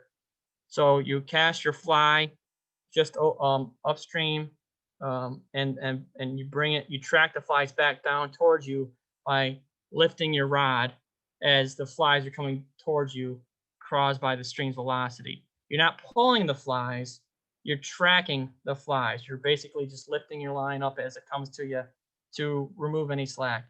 Again, this is also very active, and then you'll perhaps fish a cast of flies maybe 2 or 3 times, and you take a couple paces and you repeat the process. This is a great way to fish soft hackles, and the takes are very subtle. It almost feels like a blade of grass. You're stuck on a blade of grass, and then you set the hook, and it's a fish. So I've talked about these different tactics, if you will, and you know, I want to kind of get you thinking around. There's these different tactics, and I want to, when I'm out in the body of water, for everyone's time, we all have very limited time to do what we need to do. I want to cover as much water thoroughly and effectively as possible. I also want to maximize my time with the fly in the water and not be dinking around messing with flies. I want my fly in the water, and I want to be presenting that fly as much as I can to the area I'm fishing. And I want to target likely holding areas. And I want to apply these techniques given the criteria I just spoke about. So let's do that. So here's an expansive body of water, which kind of opens the door for many opportunities for fishing all the different methods I just described. Let's assume for the intent of this example that the access point's down here. I'm getting down here with my buddy. Well, what would I do? I would cover the water nearest me first. I'm not going to go directly out to this. That water looks great, but I'm not going to go to that directly first. I have an approach in my mind where I'm going to cover the water, maximize my time with my fly in the water, and cover that water effectively. So I'm going to work this seam first with the upstream approach. Okay, just walk it, pace it up with the upstream approach. Oops. Then I'll continue that with this. I'm right where the picture's taken. I'm on an island, and I'll continue that up with the upstream approach to this side of the riffle on this seam. And once I get up to this point, I don't want to leave my friend in the dust. I eventually have to go back to the truck. I will perhaps utilize a downstream approach for the downstream approach for the other side of this seam or riffle where fish are likely to hold. Again, you're targeting areas where fish are kind of hanging out, expending the least amount of energy. But if food's coming down, which these are conveyor belts of food, it's easy for the trout to pop out real quick and grab a snack of a caddis pupa or midge pupa or mayfly nymph or mayfly merger. So I'm keeping that in my mind. And then perhaps to get back down to my buddy, I'll utilize the grease line approach, continuing down to the swing down across approach and just covering that water thoroughly, effectively, perhaps 2 or 3 casts, no takes, 3 paces down, repeat the process. So that's a very systematic approach to cover the water effectively. Now here, I'm kind of limited. The other example, I had a very expansive river system. Here it's a little bit more narrower, and narrower, excuse me. And there's a lot of things that can screw me up if I don't pay attention to how I present my fly. I'm not utilizing the grease line approach here, just so you know. Also, the water is kind of high and off color, and it has it's high velocity, and I'm not going to use the upstream approach here either. But I'm going to place myself in a situation where I can cover a lot of this water in one spot and then pace myself down while keep myself out of trouble with the high water velocity and kind of utilize the soft area here and do a down and across approach. So I'm targeting, there's likely holding areas in this example. The seam on the edge of the creek here. There's a down root ball, a tree that trout could be kind of hanging out in front of.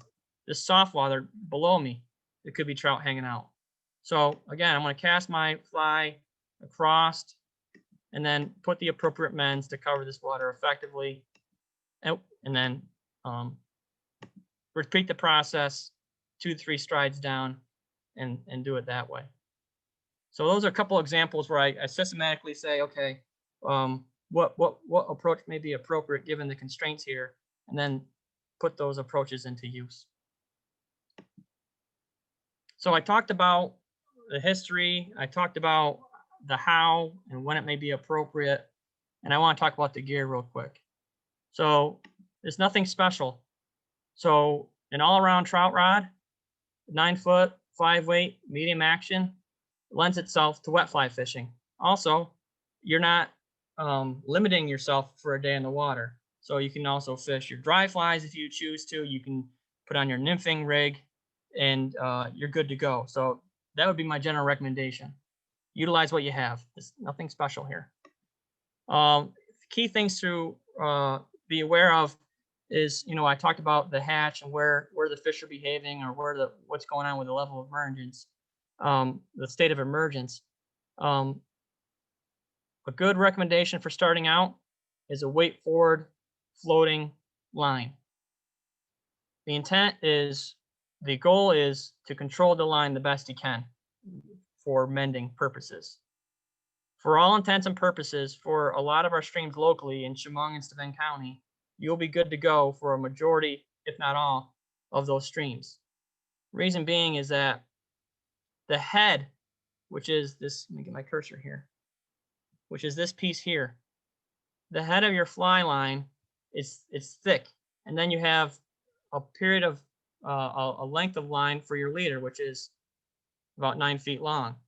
So your head is usually, let's say for all intents and purposes, is 30 feet, and then you have another 9-foot leader. That covers most of our situations locally.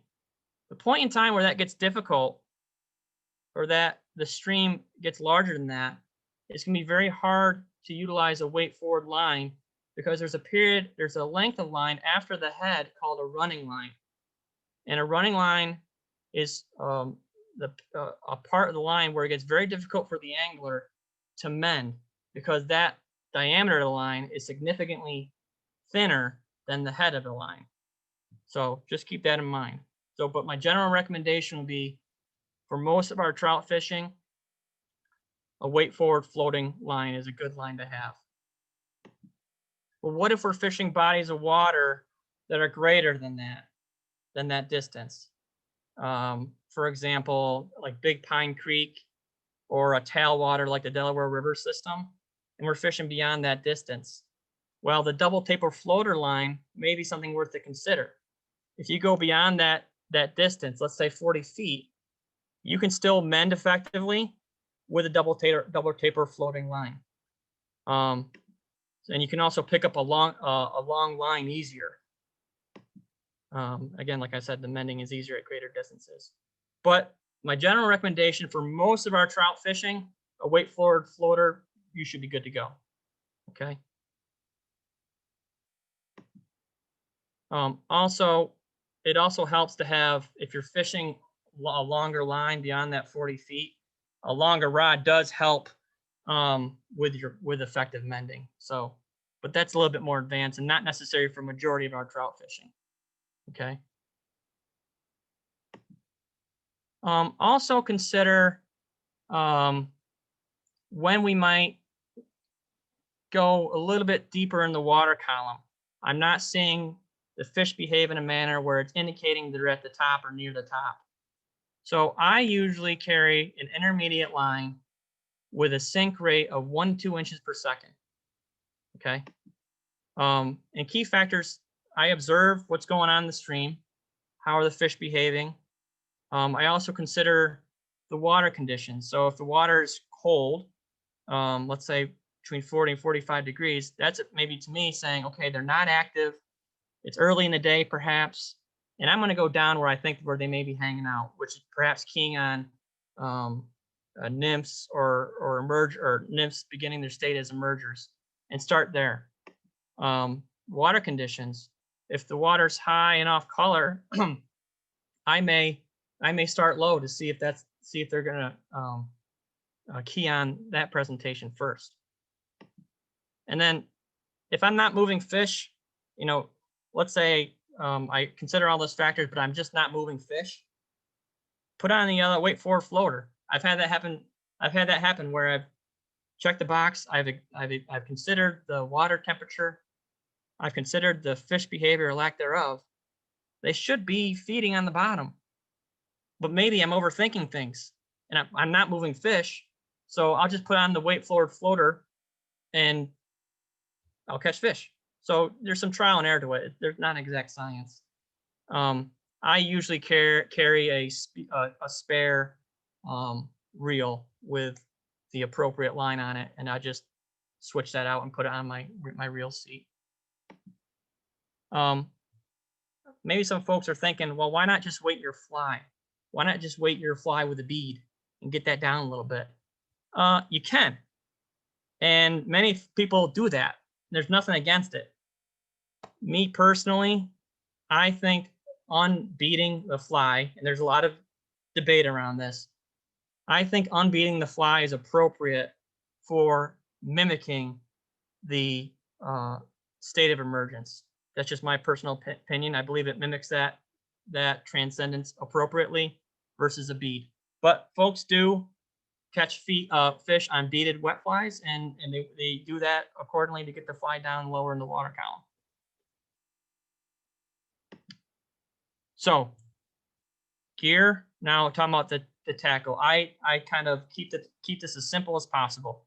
The best way to maximize your time with a fly in the water without manipulating your leader so much is to buy a standard tapered leader, as shown here on the left. I have a Rio tapered leader here. Shout out to Chris Walker.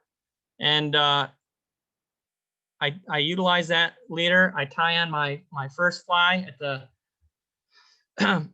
I cut up a little bit and I tie my first fly, perhaps 2 foot into the leader, that pre-manufactured leader. And on the bend of that fly, I put a standard clinch knot, and I put another 18 to 24 inches of tippet, and limit that to 2 feet. I found in my practice that if that's shorter, we're going to get some foul hooks, meaning a fly came up to examine either perhaps your first fly, and it got wadded up because your second, what I'm calling the point fly, was too close. So I learned that we have to make that at least 2 feet to avoid that. Another consideration is that Rio and other manufacturers also make this thing called a tippet ring, and I utilize that because it extends the life of my leader. I'm not constantly nipping away at the leader. I'm basically utilizing that as my terminal point and adding on my dropper tippet and my point fly tippet off that. And I'm merely just adjusting the tippets. On the dropper fly, I'm utilizing a heavier tippet. The reason why I do that is that I'm trying to keep this dropper fly away from the terminal part of my leader. So I usually put the larger fly on that with a heavier, stiffer tippet. So that's my keep it simple, best way to for beginners and anyone in general to maximize your time with your fly in the water without messing around with your leader setup. I prefer I prefer actually this first one. You know, if I'm fishing all day in the water and the wife gave me the pass to go fish all day, and I know I'm going to be nipping away at my leader a lot, then I'll utilize a tippet ring. But this is the best. The first one's really the simplest way to get going. Now, there's some other folks who have a unique perspective on this, and I mentioned Dave Albaugh, and I'm calling this the Dave Albaugh approach. Again, Dave Albaugh is a licensed guide. He services North Central PA, waters like Kettle Creek, Pine Creek, and he offers a service exclusive to wet fly fishing, and he only does down and across, and he only does it with the intermediate line. Very unique way of fishing. And I met Dave at one of the shows several years ago, and he was selling these leaders. And what's unique about his leader is that, again, he uses the intermediate line. His leader, he fishes 3 flies, 2 off what I'm calling droppers. The kicker here is that the dropper is 0.015 inch diameter, which is not thin. At the academy, we learned that we put the appropriate tippet on the size fly, right? Here he's utilizing 0.015 inch diameter test, which is 20 pounds. It's very stiff. And why? Well, he often struggles with getting the fly. If you go anything lighter than that, the fly will want to go back up into the running line and the main running line of the leader and get tangles. So he's forcing the fly to stay away by utilizing the stiffer material. And it does work, no doubt about it. He's limited to a size 14 fly, and he puts in these dropper loops off the main leader, and he ties in 4 inches of that 0.15, and it catches fish. And I tried it. I'm always open to trying new things because he was talking very passionate to me about it, and I caught this bruiser of a brown trout down in PA, and on the sinking line, and it worked. Thing was an absolute bruiser. But for me personally, I would like to be prepared for an array of conditions. And if I believe I only have one way of fishing, like for example, if this trout was feeding on top, it was early in the day, it was working down low in the lower in the water column. But if this trout was working the top of the water column, and I only had an intermediate sinking line, I think I'm kind of limiting myself. So, I'm not dismissing how he fishes. He's a guide. He catches fish. But I personally I'm of the mindset that we should be prepared for an array of conditions, be able to adapt accordingly. But very unique way. And then there's Davey Watton, and Davey Watton has an emphasis on working his flies in his presentation. He uses a double taper floater, and he also uses an intermediate sinking line where it's appropriate, and the factors considered and when to use that based on the fish's behavior or the water condition. He also fishes 3 flies. He uses that longer rod, 11 foot. But Davey Watton is also fishing the White River system. And for those who aren't familiar with that body of water, it's quite expansive. It's a very large body of water. So it's appropriate to utilize this tactic with this tackle he's using here. He fishes all quadrants. Remember the first slide in, he's from the UK. He believes that everyone should fish every quadrant, given the constraints are appropriate to do so, conditions are appropriate to do so. He maintains contact at all times. So with his across and with his greased line approach, and then he goes to the across and down. While he's maintaining contact, he has a loop in his. He has a kind of a loop in his line, and he's maintaining contact. And what he'll do, and during his presentation, is that he will incite motion. So what I've shown to date up to this slide is that I'm kind of relying on the current and how my fly is swinging through the current. He will actually do a small hand retrieve and position his rod up and down to incite kind of a skitter, dribbling, drabbling, dancing effect on the water. Sometimes he'll let him drift freely with the current or dead drift them, but he will do a lot of manipulation of the flies with a hand retrieve to incite the fish to react if fish aren't reacting to the flies drifting freely or through the current. So I thought that was kind of unique. It's very active, and he's super engaged in his presentation. His leaders are about 12 feet long. He has 25 inches between his flies, 5 inches off the droppers. He utilizes a surgeon's knot. And for folks who aren't aware what a surgeon's knot, you just do a Google search. We teach it at the academy. He also utilizes, I learned this very simple knot through Davey, the Davey knot, which is kind of like a figure 8 type knot. And it's a super easy knot. The guy is super fast in tying it. It's a little nuance in tying it, but once you learn it, he stresses the strength of it and the effectiveness of it. And he doesn't want to be wasting a lot of time tying clinch knots and breaking off his clinch knots if you don't tie those properly. So he kind of, there's a knot named after the guy. So for his sinking line leader, he uses 4-foot clear amnesia. I didn't even know clear amnesia existed. Clear amnesia is a type of line that doesn't have memory.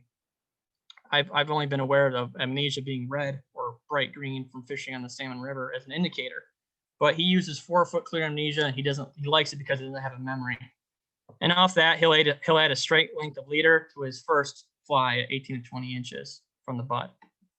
And then his dry flying leader, he utilizes a 3-2-1 for the butt, 3-foot, 2-foot, 1-foot, and taper that accordingly. So he'll start perhaps with a 15-pound test, then taper down to a 12-pound clear amnesia, then taper down to the appropriate fluorocarbon. The guy is a huge advocate on P-line halo. I'd never used P-line halo. I'd never even considered buying fluorocarbon off the spools like that, like you'd find in the spinning tackle section, but he was a huge advocate for it. And I started using it, and the fish didn't seem to mind it. So that's how Davey fishes in very, very general way of me summarizing it. Now there's a bunch of nuances with the way he presents his flies, and I would recommend to anyone who wants to after you start getting your feet wet in this study, to go buy his DVDs. Fantastic DVDs, and he has one on called Wet Fly Ways, which is almost 2 hours long, and then he has one on wet fly tying. And the guy, like I said, he was a fly tying, he was a professional fly tyer at once, and he really stresses not only how your fly appears, but you need to tie a quality fly. If you're gonna fish that fly all day, you don't want that thing falling apart. And he gives you some tips around what a quality fly is. Just a really unique way of fishing here. Again, and more in alignment with the UK style of fishing. For our perspective, it may be useful to have this information if we're fishing a larger body of water, and this lends itself to that. I'm still learning this tactic myself. So, real quick here on the flies. I like I've kind of alluded to in the presentation, I like to keep it simple with my flies. Reason being, I'm out there fishing. If I lose a fly, I don't want to get upset about it, and I'll just tie another fly on. So I keep it simple. I'm also, in the back of my mind, I also feel it's super important that I have the right presentation first. If that's in alignment, then the fly is secondary. So I have a select group of what I call tried and true confidence flies. I'll experiment as well, right? I'm not a curmudgeon and keep using the same flies. There's no excitement in that either. But I have a core selection of patterns that I will not go without onto the stream. Like again, I consider the time, maybe 10 minutes, 10 to 15 minutes, worst case on a fly. And then again, the presentation's more important in my mind. So materials for folks who, if you want to get into tying these flies, silk thread it's a godsend. It's Liza Ring and Heidi in their book, they allude to the importance of the strength characteristics, and it kind of enables neat and tidy work. Also, when wet, it just mimics. If you were to take a nymph and take any color that's close to that from the pure, and wet that, it just looks slimy in nature, and it's just a great material. Also, you also want to have a cobbler's wax when you're working with silk threads. Silk threads over time will rot, number one. So silk waxing your thread will help that. Secondly, over time, if you do not utilize some sort of cobbler's wax, that fly will unravel. Okay, it'll slip due to the qualities of the material. So you definitely want to wax your thread when you're whip finishing your fly. So it's pretty important that you have that winner's wax. Here's a winner's wax. There's different makeups, but the general term is cobbler's wax. Okay, so those are pretty important to have if you're interested in tying a wet fly. The materials. In tying wet flies, one of the most common materials are the Hungarian partridge, which you saw me tie at the beginning. The pattern I utilized this gray area here off the Hungarian partridge. One of the most common materials utilized, particularly in soft tackles. Just a fantastic material. Absolutely, these materials, once the current is imparted on them, just dance and they come alive. And like I said, this gray feather, it's like a white feather, but someone took the finest black pen in the world and marked that thing up. It should be considered cheating. Just a fantastic material to use on your hackles. Starling, this is what I call the fly tier's steel. Many people despise this bird. It's an invasive species. Farmers hate it. Kind of messes with their cherry trees and things of that nature. But it's just a fantastic bird. And look at the color properties here, from black to gray to iridescent purple. And not only you can use the back of these back feathers, but perhaps in smaller wing wet flies, consider using the primaries here for the married wings. And so last I checked, I think we can get a starling for like, I don't know, 10 to 12 bucks. And it's just a steal. Joe Cambridge published an article a long time ago in one of the fly fisher magazines that I have a copy of called The Unsung Starling. and it just has a multitude of uses. And it's so flimsy, and it just dances in the water column. It's a great hackle to utilize on some of your wet flies. Other materials to consider, some hen hackle, not the rooster cock hackle, the hen hackles, because it's a little bit less stiff than that rooster hackle. These are good for perhaps flimps, or you could use it as a general hackle. And when I first started, I just bought a couple skins of colors and natural colors, from furnace brown to grizzly to ginger to dun. Just cover a multitude of natural colors. This hackle in the foreground is called Greenwell's hackle. It's got a core, black core with like a burnt orange furnace outline at the edges there. And I'm not sure what it is about this hackle, but if you put this on a pattern called the Greenwell's Glory, this thing has caught me so many fish.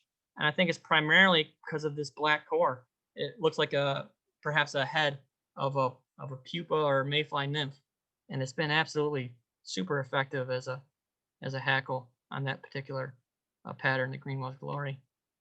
And then I have an assortment of India hen saddle patches in varying colors, from dun, black, ginger, olive, and natural brown. I have a burnt orange here. These are good for larger soft hackles, like I would say 12 to 14, and they're pretty inexpensive, so that's a good way to start as well. And then materials, Kirk asked a good question, on when I was tying the peacock, the red arse.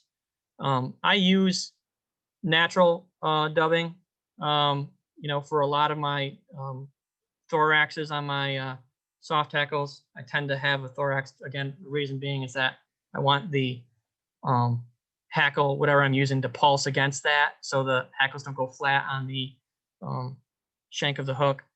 But I'm also not afraid to utilize synthetic either. So we've come a long way. I respect the traditional patterns that utilize natural dubbings, but hare's ear plus dubbing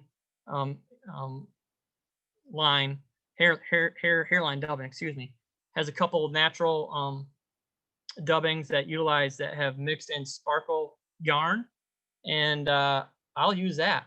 So I use both. So those have been super effective on my flies. I haven't noticed a big difference between synthetics or naturals between the hare's ear dubbing and the natural hare's ear dubbing. To the right here is a moleskin. I'll utilize that on perhaps flies that want to have a little bit darker complexion, like darker caddis, maybe some maybe some midges. So that's another natural I utilize for my dubbing. So in flimps, remember the type of flies I talked about. Flimps use pre-spun bodies, like I mentioned. In the pre-spun bodies, we have a dubbing block. So we'll take a length of silk thread, whatever undercolor body we want for that flimp, and we will wax that with the cobbler's wax. We will lay this down, and there's a couple slots here. There's a slot here, and we'll wrap the gossamer silk around this nail, and then there's another slot here to hold the remainder of your thread. And I'll take some dubbing and I'll loosely dab this white part where my thread is. Loosely dub, not a lot, because I want the undercolor of the fly to from the silk to show up in my presentation, to represent something more natural. So then I'll take that silk tag, that silk part from my spool, my bobbin, and I'll bring it back down, and I have cut the thread, and I'll bring that thread back down on top of the part that's white here, and I'll spin that, and then I'll place it on a note card. So I pre-spun my bodies for when I'm ready to tie my flies. And it's important that we wax our threads, because if we don't, it would unravel. The twist will unravel. So it's very important that we wax our threads, twist them, and then store them when we're ready to, and put them to storage when we're ready to use them. And it never unravel. And the qualities of a flymph, again, the bodies are loosely dubbed, spiky, and then you place your hackle at the near the eye of the hook here, the first third of the shank. And we want that body loosely dubbed and that hackle to be kind of, looks like kind of sloppy. Well, that's done intentionally, because when I fish this fly, it's great to fish these flies, I would say near the top third of the water surface, because the qualities of that loosely dubbed body and that hackle traps air bubbles. And like I said, during the tying, there's a period of time where either the pupa or mayfly nymph has a bubble, as it's a gaseous bubble in its skin or whatever. And I believe those bubbles, the fish see that bubble and say that's one of those ones that is floating to the top, that's slim pickings. And it's a great way to it's a great fly to simulate that. Not really nice on the eyes, but they work. So some confidence flies. If you were to look in my fly box right now, there's some flies I will never be without. One here being my pheasant and partridge, or substitute the partridge for a starling. I like to have a little bit of both, right? So this is again, and what pheasant is one of those core materials that fish just love. It can represent a multitude of different things going on, whether mayfly nymphs or caddis. You don't need to know what's going on other than the fish like that and how you're presenting it.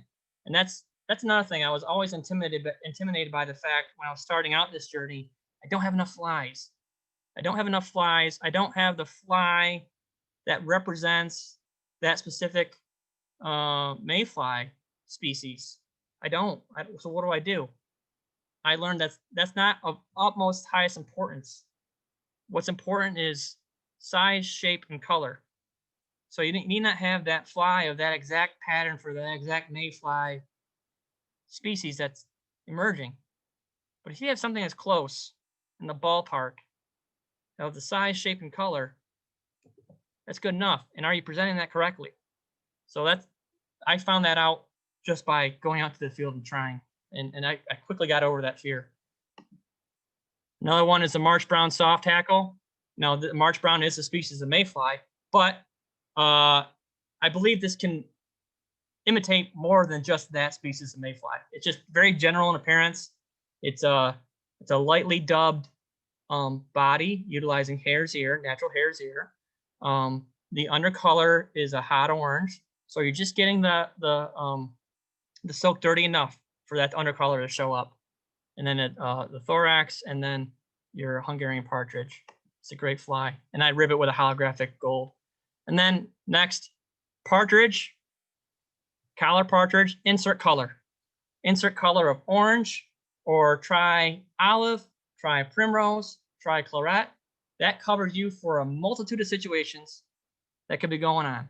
And if you're ever struggling to, I'm not sure what color I should be using, just pull up a rock and say, okay, this nymph is kind of dirty brown. When we get one, this claret one, what happens when I get this one? Or what happens when I get this pheasant starling? It's close enough, right? Or do a sample of the water column with a small net or something and see what's going on. And that's how I key on what fly to use. And this is one of my favorites. Very, very simple, very elegant looking. And then you saw the Red Ars, and tie that, and then again tie that in smaller sizes to perhaps imitate smaller nymphs, Sills Midge being one. And other confidence flies, the Iron Blue Dun, the Greenwell's Glory, the Tufts Undispensable, and the partridge, the purple and starling, represent many things. This purple and starling in particular, there's nothing, last I checked, there's nothing purple in the water.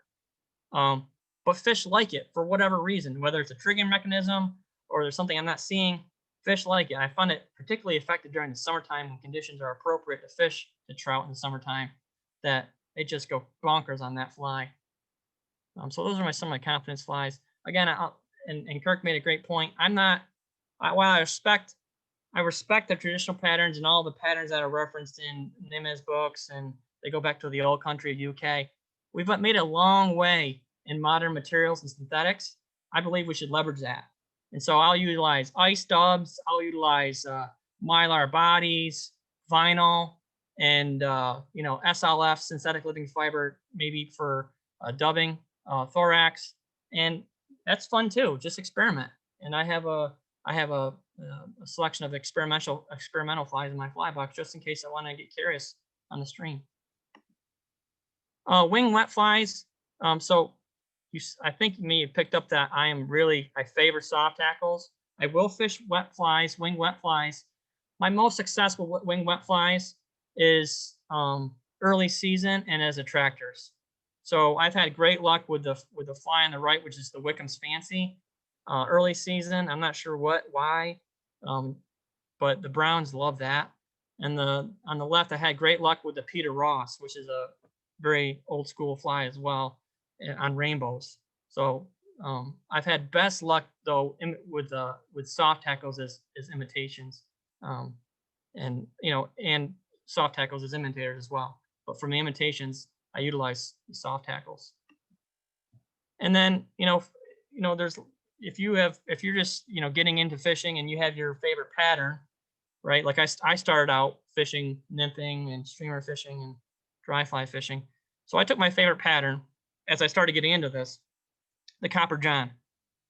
And I just omitted the epoxy back and the flash back and throw a soft tackle on it. And on a day in Western New York, I had my best day fishing a Copper John soft tackle.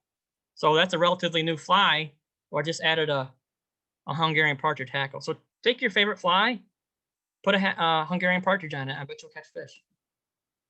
So in closing, here's some additional resources.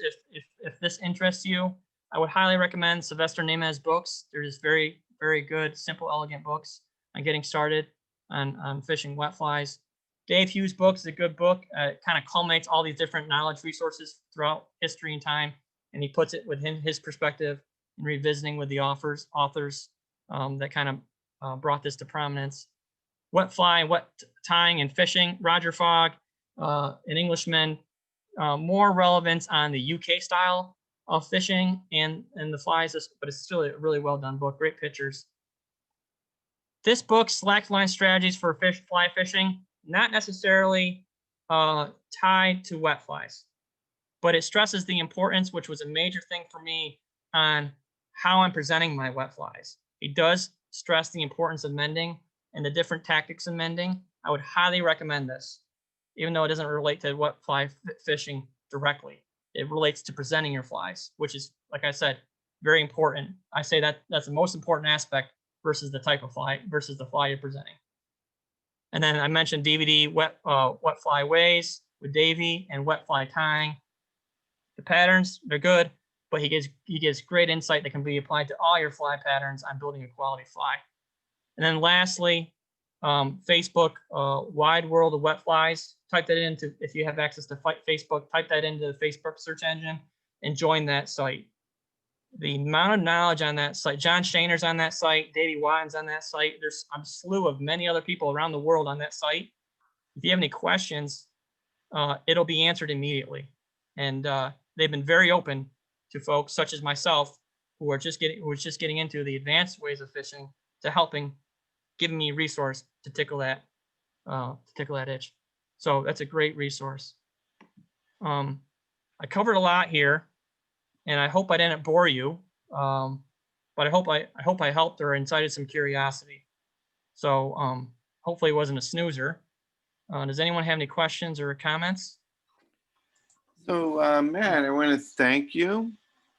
I mean, you have just shared a bunch of information here, and it's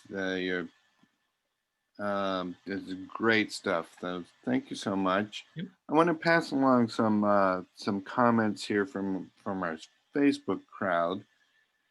And first, a shout out to the Larsons who are listening in from Captiva Island on Florida.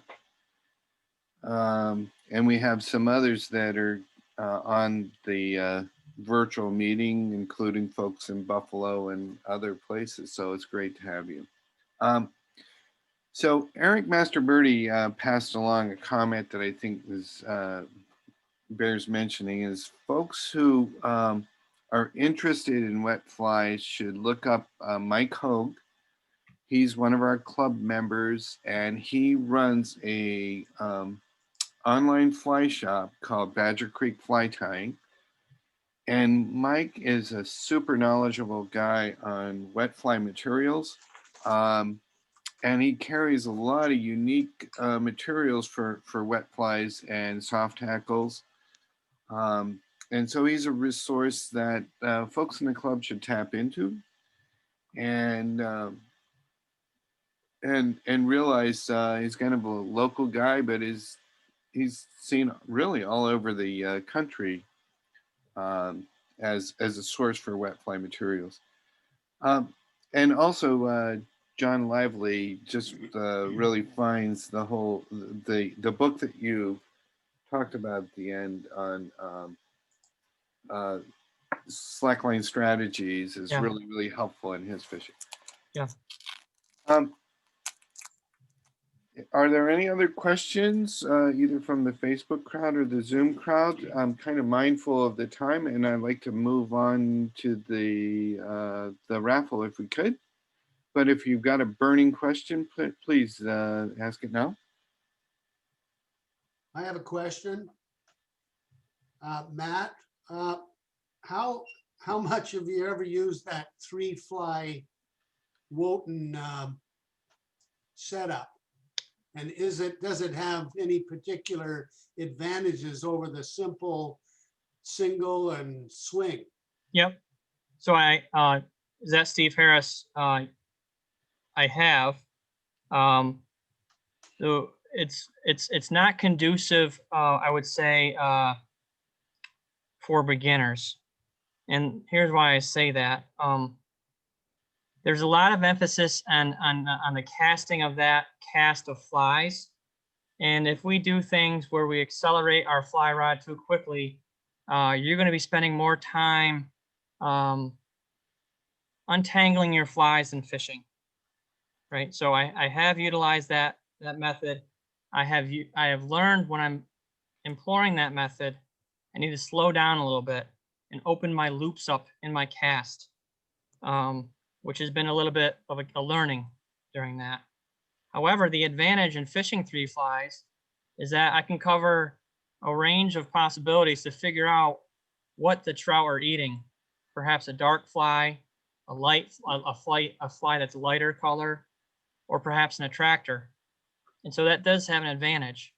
But for most of my fly fishing, and starting out, I would recommend the 2-fly approach first. Yeah. And then graduate, perhaps if you want to try fishing 3 flies, perhaps to the all-ball approach, although it's kind of unique in how he has his leader set up. That's another way that, you know, if you are casting with tighter loops, that the way he has designed that leader keeps that fly away from the main running line. But Davey does not recommend that stiffer line, and he recommends a tippet that's appropriate to the fly size. And he stresses the importance of casting appropriately to present those flies. So I have utilized all 3. Thank you. Yep. Cool. Matt, I'm going to suggest that we go ahead and move to the raffle. And I think, let's see if this works. Vince, you ready, buddy? I'm ready. All right. Let's see. Give me a second to, Matt, if you could stop screen sharing, that'd be good. Perfect. So, Vince, we're here to find out who's going to win this Italian gift basket, yes? Yes, we are. So as Kirk already mentioned, this basket includes a natural wood salad bowl. It has a bottle of Chianti, has 3 styles of homemade pasta, has imported sauce. And for dessert, it has biscotti. It has a couple different flavors of Ghirardelli chocolate and a bottle of sparkling wine. And as Kirk already did, I want to thank our club member, Mike Amasano, for donating the basket to the club to raffle, and also for choosing the components that are in the basket. So this can has been shaken and mixed up incessantly. So I'm going to pull out the winner.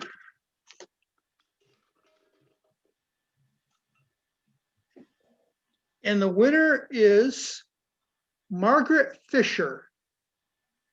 Margaret Fisher. Margaret Fisher. Margaret, I think, is either a friend or relative of Mike's, I believe. So Margaret's not on the call, right? That I don't know, but we know how to get a hold of Margaret, and we will, and we'll arrange to have this delivered to her, and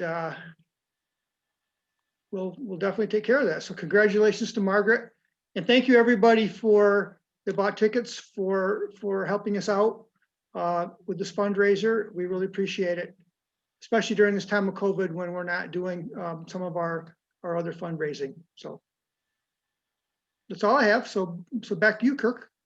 All right. Well, I Thanks, am Mike. mindful of the time.